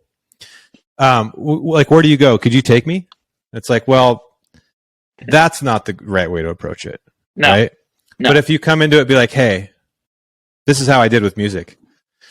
I don't know anything. I only know what I've read and what I've seen on YouTube. I've learned the guitar to a certain point. I feel like I'm stalled out. I need some help. I don't have to like be on the stage or anything. I just want to learn as much as I can from you. In the hunting sense, it would be, I don't want to know your spots. I don't want to take away from your personal time. But if you ever think of it and you're headed to the archery shop to shoot some arrows in the wintertime or something, man, I would give anything just to see how you do it. I'm having some trouble with my setup. It's more of a humble, like non-threatening approach. The problem with hunters is if you have if they sense any threat, meaning on their spots or like you're going to try to insert your ego on them or like anything like that, it's like an automatic no way in hell, right? But if you approach it just our mutual friend Tyler Jonerson does this with mountain lion hunting. Like he loves taking people. He catches, I don't know, 30, 40 lions a year or something. He's one of the best mountain lion people that I've ever met. Anyways, everybody always says, "Oh, dude, I want to kill a cat. I need that for my slam," or "I want to get a cat, dude. You should take me." And Tyler's like, "Nah, I don't need to take you." But if you say, "Hey, you can come and if he likes your friend, maybe he'll take you out, but you're not going to shoot a cat." Yeah, he'll be like, "Hey, if you want to shoot a cat." On multiple cats before, and and I remember last time I was there, he said, "Okay, if we find the right one, if you want, you can shoot it." But each one we got on, I'm like, "Hey, man, it's your call. I don't want to just shoot one. So if you think, but it was a long time coming, right? A long time. Yeah, he makes you work for it. He wants to see you. I think it just comes down to that person just wants to see you putting in the effort first. Yeah. Or like, I get those messages too, Cole. Like, I wish I had someone to take me hunting, and I get that. Trust me, like I really do. But you're more likely to find those people by just going out and doing it. Yeah. Like just frickin' buy a tag, get it, read all the things, go out, go to the archery shop, go to local shoots, go to like Rocky Mountain Elk Foundation banquets or your local state banquets, and just network around. You're going to find somebody that's looking for the same thing. The thing is, right, but there's so much that you can do, like when it comes to shooting a bow or a rifle, but a bow, let's just say, to okay, number one, there's a lot of stuff online, or number two, you go buy a bow at the shop and you talk to them about getting lessons. It's probably the best thing you could do is just get lessons, go watch, some knock-on stuff, do whatever, online, get it all down. Okay. Learn your basics well, learn the mechanisms well. Okay. Because, let's just say you're like, man, I wish someone took me hunting. Okay. Oh, you're brand new to archery? Cool. All right, fine. Let's go. I'm going to take you hunting right now. Let's go. All right, let's put this stand up. Okay, we go do that. You do that. Okay, now stand on this little, 1.5 by 2 foot platform. All right, I've been feeding this buck out here. He's going to come right in front of you tonight. So see you later. And off you go. And then now you're like sitting there, holy crap, there's a buck. And then now all this crap is going to hit you in the face. You are not, you think you're going to be calm, cool, collected, make all these shots. But I watch it all the time with target shooters, like rifle target shooters, but they're not really hunters. Then all of a sudden you throw a live animal in front of them, they fall apart. Or like same thing with bow hunting. You have so much you could be practicing and working on for years before you actually start hunting, okay? Because you're not just going to grab a bow. I mean, could you? Yeah, I guess you can. But I've shot a bow from, I think my dad, that was one amazing thing he did for me. My dad's a fire chief. He's been a firefighter 46 years, 47, I guess. And one of the guys in his fire department early on, when I was like probably five-ish, somewhere in there, had an archery shop, and he did some kids' lessons, and I remember going there taking some lessons. So that's when I started shooting a bow. And then a few years later, I bought a Fred Bear recurve at a garage sale across the street for like $10. It could have been $12. And it was a Fred Bear recurve with like 10 random arrows. Okay. And I mean, I shot that thing. So let's just say from age 7 on, and didn't get another compound till like later, but I shot that recurve a lot. First year I ever actually hunted was when I was 14 or 15 with the bow, right? 15 years old. So I hunt now, obviously as a kid, whatever, but man, I was shooting the bow a lot. So I realized that, yeah, that's a kid age, whatever, right? But I'm just saying, as an adult, you could shoot a bow for 5 years for a few years easily before you're really potentially ready to pull it all together and actually shoot something. My opinion, I actually just did a podcast on this last Friday because I love starting new things. Like I just started jujitsu 6 months ago. Oh yeah. I think I've kind of figured out a healthy mindset to have on stuff like this. If you're going to get into bow hunting later in life or earlier in life, it doesn't really matter. Earlier in life, you learn faster. So the learning curve is faster. Plus you tend to have more time to vote. If you're like a 40-year-old that wants to get into bow hunting and you have a full-time job and kids, and it's going to take you longer to probably become proficient. But the point is I think a healthy way to look at it is if you're going to start something new like that, one, do all the things Cole was just saying, like be a student, try to find like-minded people in your local community. Start like your neighbor, your local archery shop. Don't like DM like all the blue check marks yet. Like they don't have time for that. But the biggest thing is you're going to go, this is a 10-year project, at least 10 to 20-year project. This is not like next year I'm slaying 350 bulls. Yeah, this and jiu-jitsu is a prime example of that, right? Yes. It's a really hard example because, dude, like every time I go there, I'm like, I feel like I'm getting worse. It's like getting harder, but it's not that. I'm going to slay everyone tonight. Dude, every time I go, I try to like get pumped up and like think that that's going to happen, but it's just not the case. But what I do notice is like every time I learn one more new thing, right? I still get choked out and I still come back with bumps and bruises, but I learn one new thing. But I, Lord willing that I have the health, 10 years from now, I will have a brown belt at least. That's my goal. Black belt's probably a stretch just because I don't have the it'll probably be more like 10 or 15 years. But the point is like I thought back to my music. I started playing guitar when I was 19. I didn't record an album until I was 28. So that was well, what is that? 19 years? That's 20 years. So I think it's just a healthy way to look at it. It's like bow hunting, even like semi-experienced bow hunters are only successful like on elk, for example. I think it's what is it? Once every 3 or 4 or 5 years, something like that. So like, it's going to take you a while. It's just, yes. Yeah, the process of putting it all together. I remember the first like 3 deer I shot at from a tree stand. Like I said, I've been shooting a bow a long time. And then when I finally got this compound to shoot, I mean, I went from a recurve to a compound. It seemed so much easier. But then, like, it was just, I practiced a ton. I got this freaking down. And the deer that I missed were ranging from on a ground blind or in a ground blind to out of a tree stand. And I just would, like, you know, you'd either fall apart or you're doing something and you're like, oh, geez, I can't believe I did that. You know, and it's like all these little things that you never think about until you have a live animal in front of you, right? They have a say too, right? And so it's just in making those calls and being patient, especially at an animal that's up very close. Because I had already been rifle hunting. So it wasn't like it was the first time I'd ever killed anything, right? So, but just being that close, because most rifle hunters are not that close to their game when they do shoot. You know, at least for us, it was like rifle hunting, brown is down. First time you see it, boom, you're shooting that thing. You're not like waiting on it and listening to it. Bow hunting, you learn so much.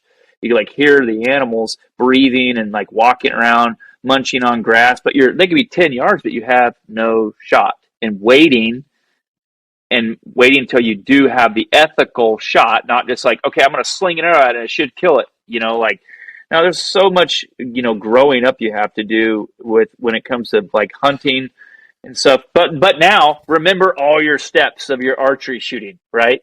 Yeah. Now remember all those steps. It has to be ingrained upon you, right? I mean, when I went from shooting a finger release to like the thumb release, you know, or you know, I shoot the knock to it, I guess now, but like, you know, that took a little while.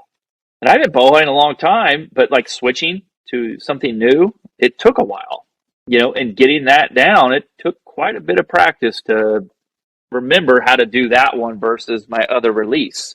You know, it's just something new, right? Whatever, you know, but. Yeah, I think when you're hunting, there's thousands of decisions that you make in real time, like milliseconds, that for you, an experienced person, like you're making them kind of subconsciously, right? Pretty quickly. Like when I'm talking, I mean, you could be talking about like wind directions, stalking routes, animal, like where he's going to move through, when he's going to come out, like whatever it might be, where to camp, where not to camp, what, like how close to get to a wounded bear, like all the little decisions you make throughout the day. Those are all outcomes of either failures or just learning from mentors or a combination of both. But it's all experience. Like, right. Sorry to keep drawing the same distinction, but in jiu-jitsu, one of the main mistakes white belts make, I do it too all the time, and I'm trying to get better. But like, if someone gets you in a submission and you like are having a hard time breathing, but they don't quite have it right, the first instinct as a white belt is just tap. I'm gonna die. I'm gonna die. I'm gonna die. I'm gonna die. But if you watch like blue belts and purple belts and brown belts, they'll get in that same position and they're not tapping. Why? Because you're not going to die. You're not going to die. Like if they don't have the submission right, it might hurt a little bit or whatever, but through experience, they're like, I know exactly how to get out of this. It's just going to take me a little bit of time. So it's like, and then step 1, step 2, step 3, boom, they're out of it. But as a new hunter, same thing, right? You're in a new experience. Oh my God, there's a huge bull. I'm going to draw my new bow back, and I'm going to boom. You shoot over their back or shoot them in the ass. It's just it's years of experience. But the funny thing about life and everything that we're talking about is, it's like you could go out next week with 20,000 hours of hunting experience and still make a really bad decision on a bear hunt and screw it up and go, I feel like I just fucking started. How did I do that? Like, what? I can't believe that. Yeah. And there's a lot of doesn't matter what it is.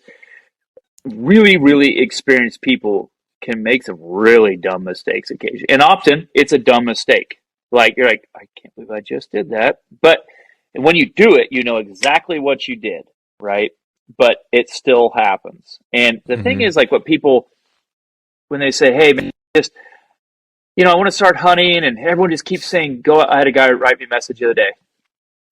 Hey, man, you know, I want to get into hunting, and I got this new bow, and I got this new gun, you know, and everyone just keeps telling me, just go out and do it. But dude, that's such bullshit. You know, there's so much to like, blah, blah, blah. I'm like, okay,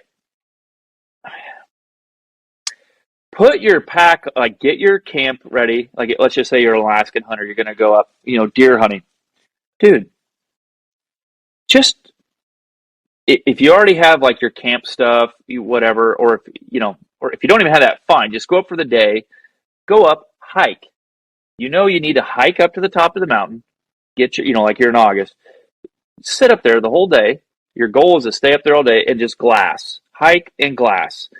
And what it does is that now you have this brand new pack or your pack, you have to show yourself how you're going to put your gun on, you're going to pack your things, you're going to there's always like little learning lessons throughout the day that you can at least get those down, the simple things down for when maybe at the guy at the archery shop or at church or wherever you're at says, oh, you've been hunting a little bit now, he takes pity upon you and decides, because there's a lot of people out there maybe making little micro judgments on you of saying, why would I want to take him? He's not even trying to go out there. Right. Why am I going to spend the time and have him fail halfway up the mountain like, dude, you don't even have this. You don't even know how to put your gun on. You don't even know how to do okay, yes, they need that knowledge from you. But when you're showing some yeah, I've been going up there. Yeah, I've been doing this. And people are like, all right, you've been trying. All right, now let's go ahead and go on up there. Let's see where you're at. At least make the effort, and here's the deal. There's so many little things. I used to just go hike all of this road system. Now there's maps everywhere of this road system on Kodiak where to hike and everything. We didn't have that. It was all hearsay of trails. I don't know how many times I'd be hiking up a ridge here in town or outside of town somewhere, busting brush, get up high, and then I'm up to the top and I'm looking down, there's a little flagging or something. Or I could see a little trail going in, and I go over there, and there's a freaking trail. And I didn't know that, but I'm just busting brush away. So I found lots of little trails here and there and learning what to look for and what a trail looks like. Number one, sounds pretty simple, right? But if you're brand new to it, you don't know. And the fact if you just get out there and learn little tiny things, these are micro wins for yourself, number one, that the little micro dose of wins becomes eventually where you start feeling more and more, secure in you being outside. But if you're just constantly waiting on someone else to do it for you, you're never going to go out there, right? So just go start with these little things. And even if you're doing it not 100% right, there's enough knowledge out there, obviously online, where you're going to know how to pack gear and just camp, just camp, right. Like what Barklow talks about. Go out and just on the survival side of camping, taking your gear out and learning your gear. It's simple, okay, sounds simple, not easy, right? But go out there and just do it, right? I think people in their mind, they think, oh yeah, okay, I watch it. Well, guess what? When you actually get out in the field, it's windy out there, it's blowing. Shit, man, it's hard to set up this camp out here. It's hard to set up this tent.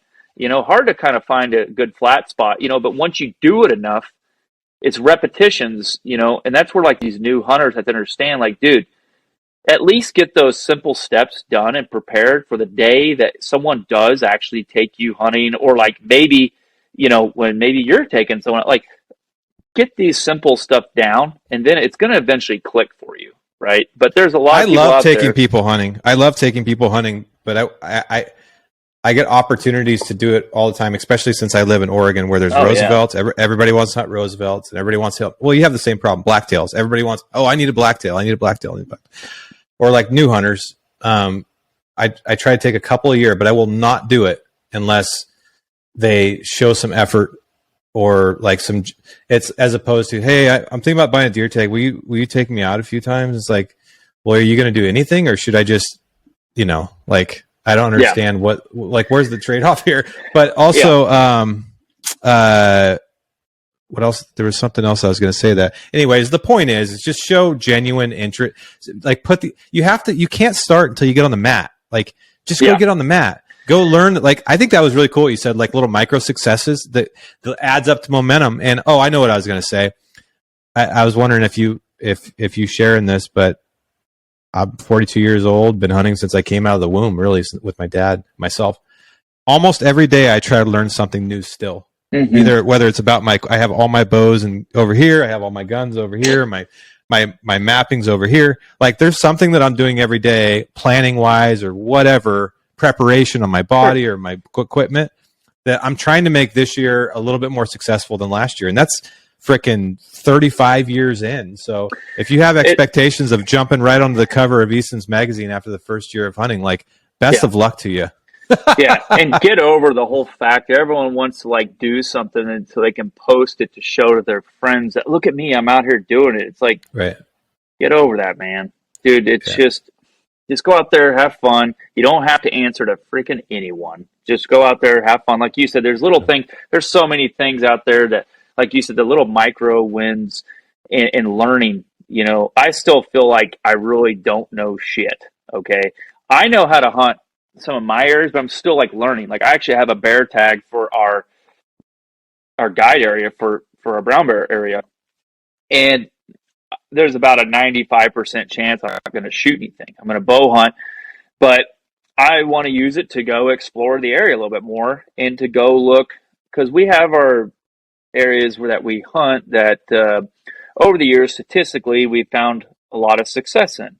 But I just still want to go out and find maybe some new spots or just explore. So at least now I know on my own time, because our hunters are like, why don't we hike over there? Why don't we hike? Well, you know, statistically, if we stay here, you know, here, and here, we do well. But I don't want to waste someone else's hunt on let's go figure something else out. Let's go do something new. Because we know that statistically we can be successful by doing these certain things. And so regardless, I just want to go hike and explore and look at some new country and just try to figure something else out. But it's on my own time and not someone else's dime, you know, because it's a pretty expensive dime to go just throw up in the air and see if we'll be successful. But I love learning. Like I've been trying to, you know, I'm a horrible pistol shot. So over the past few years, Trevor Thompson, he works with me, a good buddy of mine now, but I met him actually at Barklow's birthday party, 50th birthday party. And Trevor was in the SEAL teams, got out, was looking for something new to do, and said he wanted to come up and do like haul meat in the mountains is what he said, do hard stuff. So continue to do hard stuff. And so he came up, so I worked for him, but I told him one day, I'm like, dude, I'm a horrible pistol shot. I'm sure that you know how to shoot a pistol, but like, could you maybe show me a few things? And just the basic things that he showed me helped me tremendously. But like, I love, you know, learning some of that stuff, just anything new, like you say, like shooting a pistol, becoming a better rifle shooter, better archery shooter. You know, I'm always constantly trying to learn new things. It's not, I mean, so going back to what people say, hey man, can you just like, I really want to get into this hunting deal. Can you just show me? It's like it just makes us kind of like sigh, like, dude, I am still trying to learn all this stuff. And I've been doing this since at a young age, you know, like say shooting a bow. I mean, it's still like, I'm trying to, you know, prep for this bear hunt with my bow. And I'm just like, dude, it is still learning every time you go out there. So like you said, I think that's a great analogy. Like you said, like, or like the jiu-jitsu thing, dude, that is something that takes 10, 20, 30 years of doing stuff that shows so much commitment. Could you imagine? Well, I guess it is kind of like that, but it's not. But could you imagine if you like you're a white belt bow hunter or white belt archery shooter, but you have to reach a certain belt before you're able to go hunting. And so I was like, finally, Dave, you are at this level. You can go hunting. You're like, yes. But it's like 5 years into shooting a bow. But I think it bothers like that. But it bothers me less because I did it with music, you know, in terms of starting from ground zero to working myself up to where I don't know, like I'm proficient and I can do what I want with it. And it was like a 25-year journey. So it's not as daunting for me to think about something like that because I enjoyed the process. Yeah. I enjoy the process I feel like I become a better hunter every year. And actually over the last 7-8 years, I've like exponentially gotten better because I realized some of these things that we're talking about. I think when I was a little bit more immature, I thought I knew more than I actually did just because I'd been doing certain types of hunting for a long time. But when I realized, when you get in your mid-30s, late 30s, you start realizing you actually don't know shit. And like when you're in your 20s, you kind of feel like my daughter's freaking 11. She thinks she knows everything already. And I'm like, dude, I kind of wish I still had that ignorance, because now I'm 42, I realize I don't actually know shit. But my point is when I realized that, like in my mid 30s, like I was a pretty good hunter, but I realized I'm like, dude, I could be way better. And I'm being stupid. I'm not a student. I'm not like seeking more information. I started seeking mentors like Joel Turner and John Barklow, and like for different reasons, right? Like shooting, equipment, survival, you know, all the different elements of our friend Tyler went elk hunting with him, learned a million things, right? I hunted with some of my mentors, Larry D. Jones, Will Primos. Oh, like, man, I had like a full PhD for when I already thought I had one. And now I still am learning, but I have a totally different perspective on hunting. I try to treat every year like I'm still a student, and I can always get better. I can always be more efficient. I can always, all those things. Sure. And I think that really served me well. Yeah, there's so many little nuggets that you can learn from so many different people, because you're going to meet people that are quote unquote experts, but they don't really hunt in a manner that you do, or different styles or different things. But you can take things from each person. Like a lot of us guides up here, I don't have kids, but the outfitters that I know are guides that have kids who their sons or daughters are getting old enough to go out, or they want to come along on some of the guided hunts to help. It's a pretty common thing to send them off with another guide friend, right? Because number one, they're your kids, and it's kind of like, oh yeah, okay, whatever, dad, right, or whatever. But when you send them with other people, they respond to things differently, and just everything is, maybe they're just so used to how the one operation does stuff, and they already kind of know. But when you go other places, that's when I learned. I love traveling and guiding for their operators, because you learned a lot, like little things, and some were like great, other things maybe not so great. Maybe you saw something you thought was great and you've always wanted to do, but then you go, I guess that kind of put that curiosity, out where I don't think I need to do that if I'm going to be running my own business. So there's lots of great things. Like say when I travel and do guided hunts and I'm with other outfitters, it's really cool for me, especially going overseas and seeing some places. It's like, whoa, like in Africa, like tracking and stuff like that. I'm like, oh my gosh, like, these people are like crazy amazing in like tracking animals and stuff like that. Yeah, we don't do that here. I'm on the terrain and the vegetation and whatnot, the sand or dirt, just slightly different like here in Alaska than versus there or whatever. But regardless, it's just cool to go other places like we've talked about and learn from other people, bottom line, and it's a never ending freaking journey. I can tell you that much. I think where I started getting a taste of it was when I started listening to Rogan's podcast, and I'm like, here's a guy that's like one of the most successful people in the world when it comes to like the traditional metrics of success, even the non-traditional metrics of success. But and then I got to meet him and hang out with him a few times. And what I realized is he's one of the most curious people I've ever met in my life. Right. And here he is, basically a master of comedy and martial arts and podcasting. Like the guy masters whatever he takes on. Become a pretty damn good bow hunter too, right? Yeah. And so I'm like, how do you do that? That's what I want. I want to be someone who lives a full life. Like that's an adventure. That's cool. And he's still a student. I'm like, his number one key trait, I think, is his curiosity. He's always curious. He's always asking questions. He's always sucking up information and trying to make himself better. Stay curious, my friend. What you got to do. Yeah. it's like you said, stay curious. Yeah. I had a question for you, Cole. So I at Sheep Show, I saw a lot of video from your hunt last year that you did with Jonathan Blank. Was that last year? Yeah, it was last fall. Yeah. I was wondering, because it was so cool, man. I wanted to, before we have to, I got to get off here in a little bit, but before that, I wanted to talk about that. So you took a veteran on a hunt who lost his legs in Afghanistan, correct? Yeah. Yep. So if you don't mind just telling that story, I think it's pretty inspiring. Yeah. Well, I met Jonathan at a Black Rifle. It was like the first ever Black Rifle Coffee Veterans Adaptive Athlete Shoot. And what that was is Evan Hafer invited like 20 some veterans, and most of them were like amputees, and you just trying to teach them how to shoot archery. Some guys had already shot a bow, some guys hadn't, and so we're there just trying to teach people. And I believe Jonathan had already learned how to shoot a bow, but like, stands out. He's in a wheelchair. He's got no legs, and we get to talking, and he's like, "Hey, man, are you from Kansas?" I was like, "Yeah." He goes, "I'm from Kansas too." And I was like, "Really?"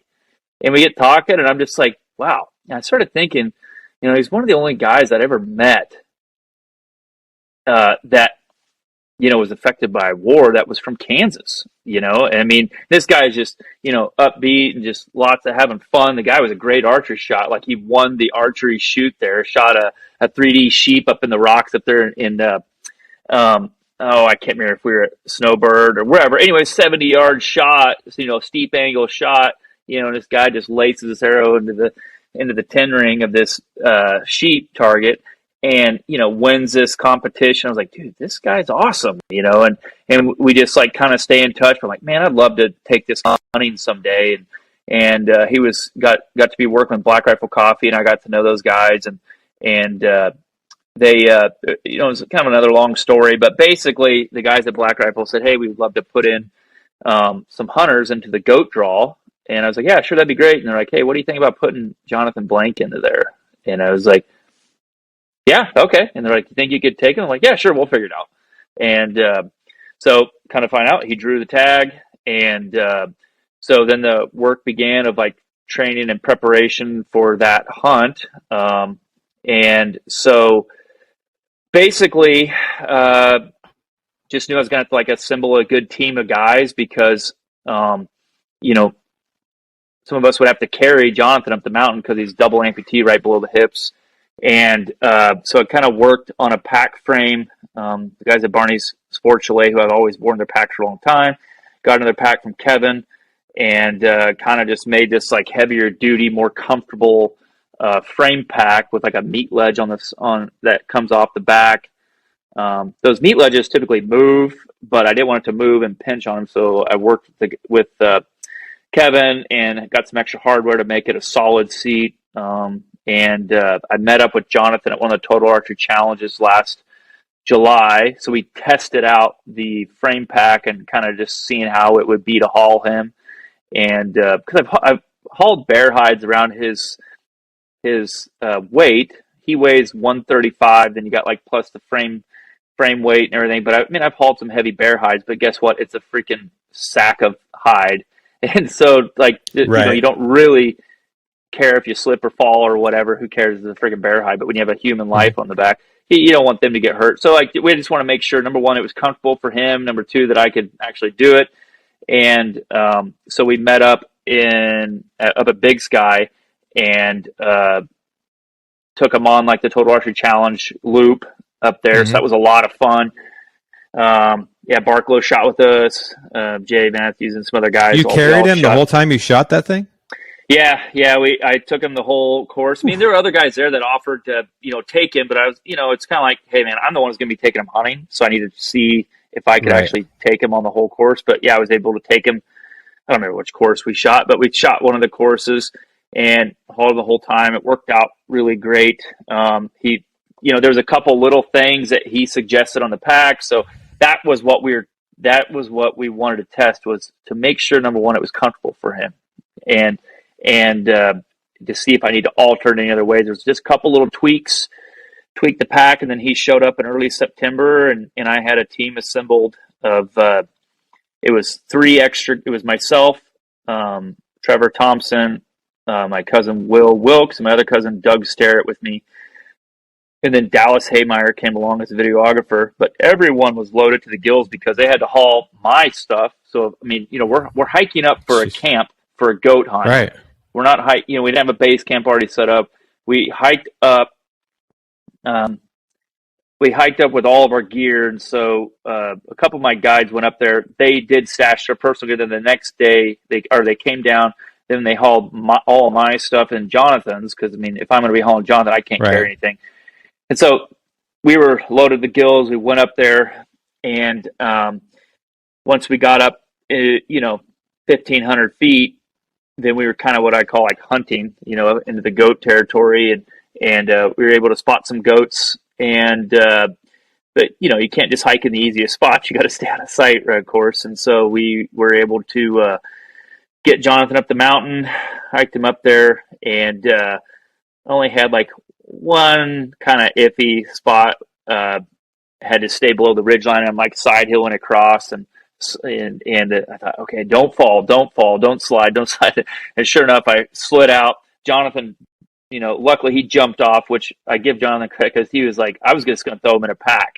That's what I told him for down there in Montana. And he's like, no, I don't want to be in a pack. I need to be able to bail off in case you fall. So I was like, oh yeah, good point. So thank God he said that, because otherwise I felt like downwards, and he bailed off, and it was no problem for him on the steep side hill, but I kind of fell down. But, no one got hurt. No big deal.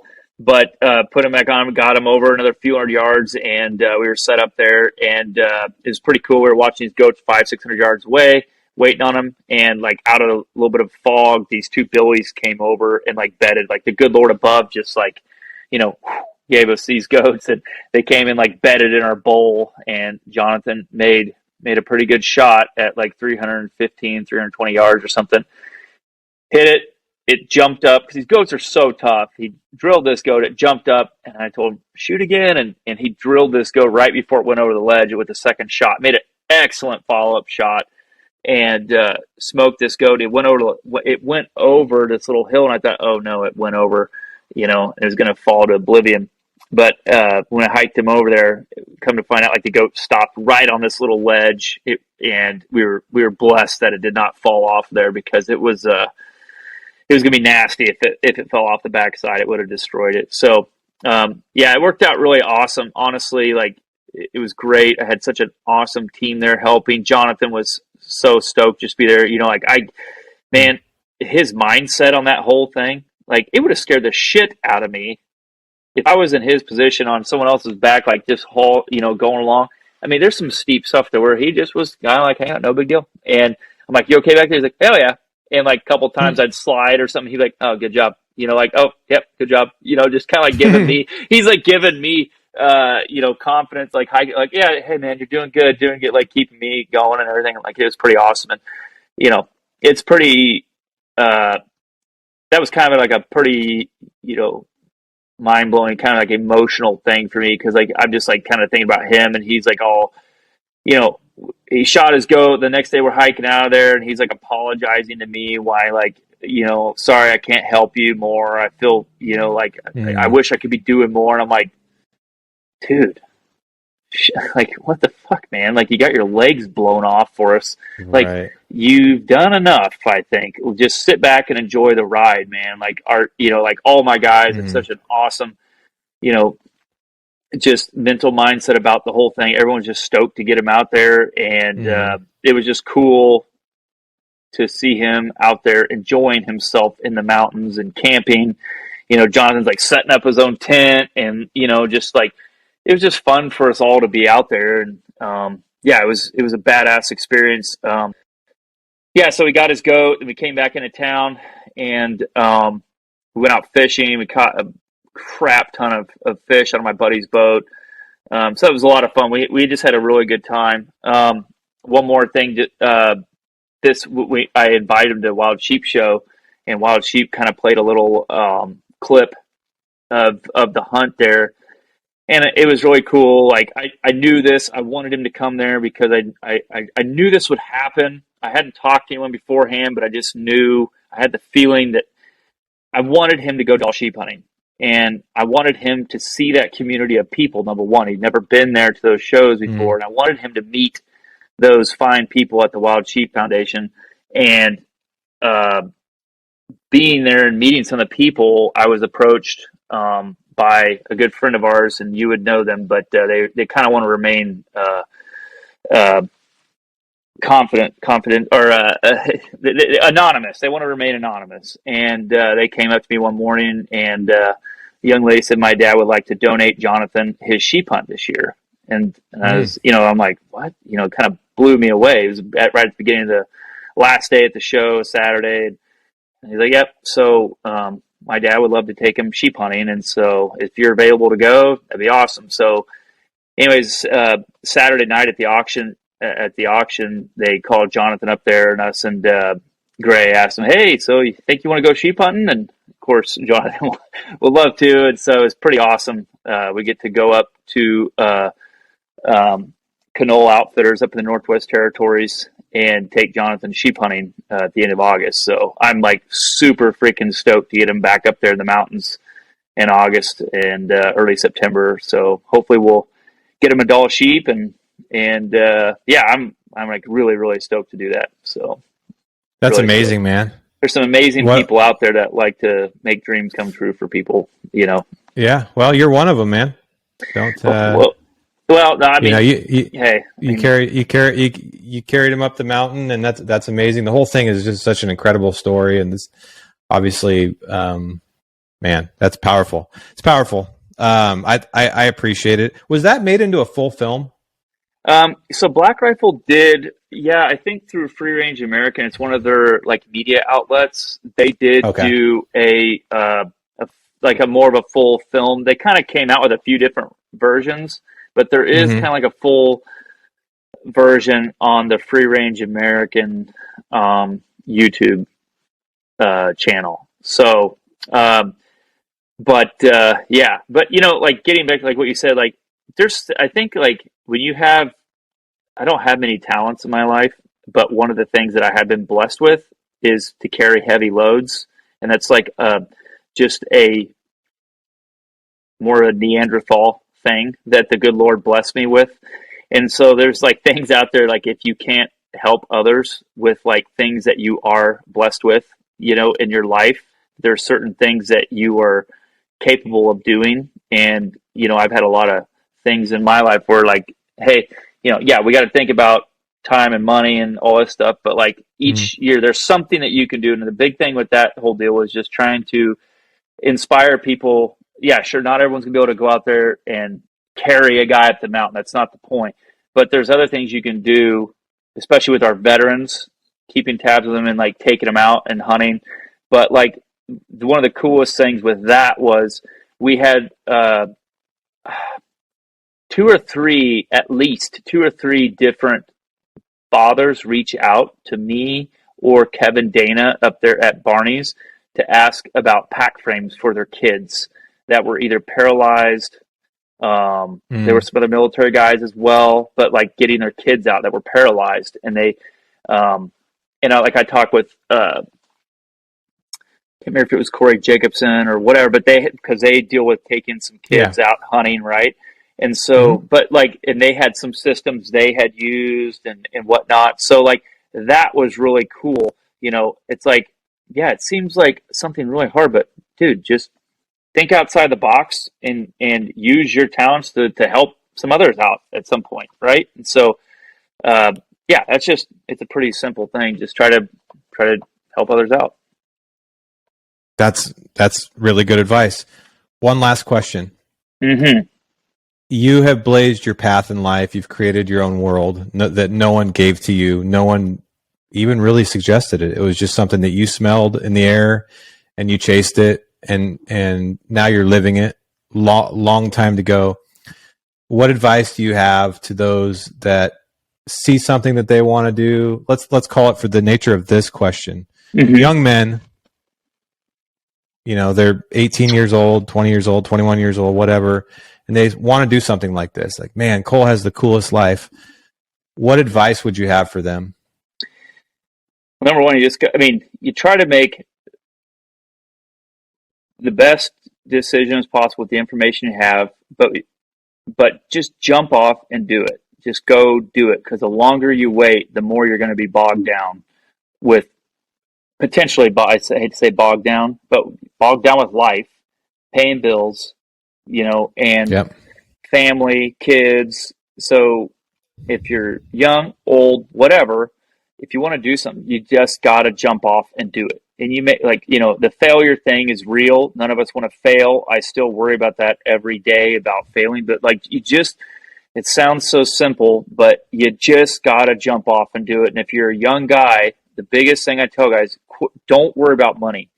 Okay. Don't worry about the money thing.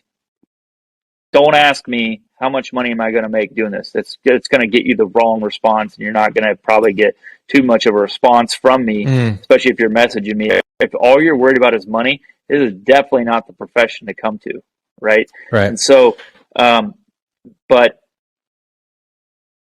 you just need to, like, I was calling in high school, I was calling from my English teacher's office. She allowed me to go into her office and make some phone calls. And I was calling from the back of Outdoor Life or Sports Afield, calling outfitters up here just to see if they would potentially hire me. Okay. And it was kind of a comical thing of something I kind of needed. I found out, okay, I'm making the mistake of telling them I'm still in school, because they're like, well, where are you at? Oh, I'm in Leeson, Missouri right now. Okay, well, when are you available? Well, I got to graduate. So they're like, oh, you're still in school? I'm like, yeah. They're like, well, wait, what time is, what are you doing right now? Why aren't you in school? I'm like, no, I'm in school. There's a break right now. And they're like, okay, dude, well, just call, like, number one, get through school and call us afterwards. But I was calling, and there's a few outfitters that I still see at these guide meetings that I was calling them when I was in high school and asking them for a job. And it's kind of a funny joke now. They're like, oh yeah, you were that kid that were calling us.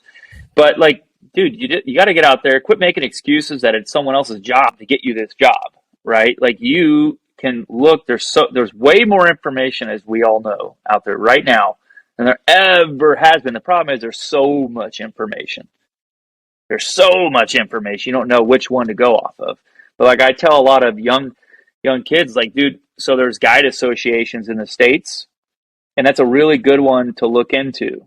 You know, if it's Oregon Guide Association or Montana or Alaska Professional Hunters Association, you can call those associations or email them and say, hey, I'm a young guy. I want to be a packer. I want to learn how to be a guide, but I want to start to be a packer at apprenticeship, or start my apprenticeship.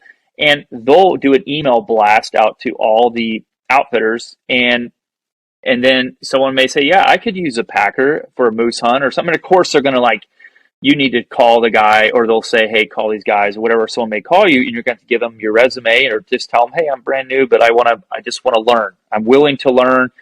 And obviously you may have bills to pay, sure, but you can't count on making lots of money. It's going to take you like years before you start making any money, like a lot of money, or even, just like, money is not the thing, right? Like, if you want to make money, get into like investment banking, or like move to San Francisco, learn how to be good on Wall Street. Get your college degree, go to some other deal, or don't become a guide. You're not doing that to make money, though, is the point. No, you're doing, but you can make money over a long period of time if you put in your time, right? But it's not, I mean, I still don't make much money, but it's like one of those things, like you said, just jump off and just try. And you need to figure out if you're going to go to school, college or not. But if you're not planning on going to college, or finish up your college, whatever, but just jump out there and just don't worry about the money, though. You have to just do it. Yeah. I never asked about money forever, but you got to get out there and just try it. And it's okay if it doesn't go well the first time or second time. It's okay. Just keep trying, and it'll eventually work out for you, as long as you keep trying. Yeah. Well, dude, I feel like there's so much more I want to talk to you about, so we'll have to do this again. But I know you got your brown bear season coming up. So when you get back out of there, I want to hear some brown bear stories. Yep. But in the meantime, like I said, dude, you have a really inspiring story. I think it's awesome. I appreciate your friendship, and you're always inspiring me to get better. And I always learn something when I talk to you, even though I give you shit. You give me shit back too. Hey, though, so we give each other a little bit of crap here and there, and I'm proud of you for all you're doing. And it took a big thing for you to walk away from all you did, with your job at Sitka, and proud of you for going and chasing the American dream of going back home because you want to be back home and playing music and all that stuff. Like, it's pretty freaking awesome what you're doing. So I'm proud of you as well, man. Oh yeah, man. Definitely appreciate it. Well, I think we're both lucky. We both get to wake up and be excited about the things we're working on. And the cool thing that ties my community together is the outdoors and the mountains and the hunting. It's like, man, if there's like one thing, if I could wish for one, like the person that's struggling in life, if I could like grant anybody a wish, it would be like, find the passion that binds your community together. Mm-hmm. Like, because hunting, yeah, I play music and I do all these other things and I have businesses and all that stuff. But the one thing that brings me, that's kind of brought my life together in a cool way, and I think you too, is the hunting community and the friends that I've gained from that, and the experiences that I've. So, long story short, I know that not everybody wakes up and knows exactly what they're passionate about. That's one of the problems. But if you can find that thing by trying a bunch of things, and like it changes your life to where you can actually do other stuff too. Like that's, I mean, I'm pretty diversified, but at the end of the day, it all comes back to my hunting community, the outdoors, the mountains, and friends like you. So I appreciate you coming on. Where can people find out more about your all your stuff, your guide company? Like if they want to, even they're interested in hunting in Alaska, where should they go? So I've got just like my Instagram, just under Cole, aka Kramer. And then I've got, my guide service. I have some rinky-dink websites. I don't really advertise a whole ton. It's a lot of just word of mouth. But I think I've got the one Kramer's, or www.kramerskodiakgs.com. And then I've got adventuremountainhunts.com. So it's a little bit of information there, but you can reach out, send me an email, whatever, get you some information. But if any of you folks out there have never been to Kodiak Island, I would highly recommend it. It's one of the coolest places I've ever been. In terms of just having like a mountain adventure that's super crazy. Weather's crazy. There's the biggest bears in the world. But you have people like Cole, mountain goats, blacktail deer, brown bear. Mm-hmm. If you want to go to Kodiak Island and hunt, you need to call this guy right here. So go do that. Lots of bear viewing and all that stuff. Just even if a guy is not wanting to shoot any bears, there's still stuff just to come here and hang out and see. So it's a cool fucking place, man. Yep. While you guys are at it, go subscribe to the YouTube channel. This full interview plus all the other interviews we've done, they live there. Plus, I don't know, I think there's like 260 videos on there now or something crazy. You can watch all different clips from all the interviews. Go support our sponsors, Peaks Equipment, Go Hunt, Outdoor Class, Stealthy Hunter. Have a great day. Go chase your thing. Start today. Don't wait. And if you have a beard, shave it, no mustache, so you can look like Cole, and then you'll be an amazing It's the only part of me that's not gray. It's like really gray. I'm holding on as long as I can. All right, buddy. Appreciate you.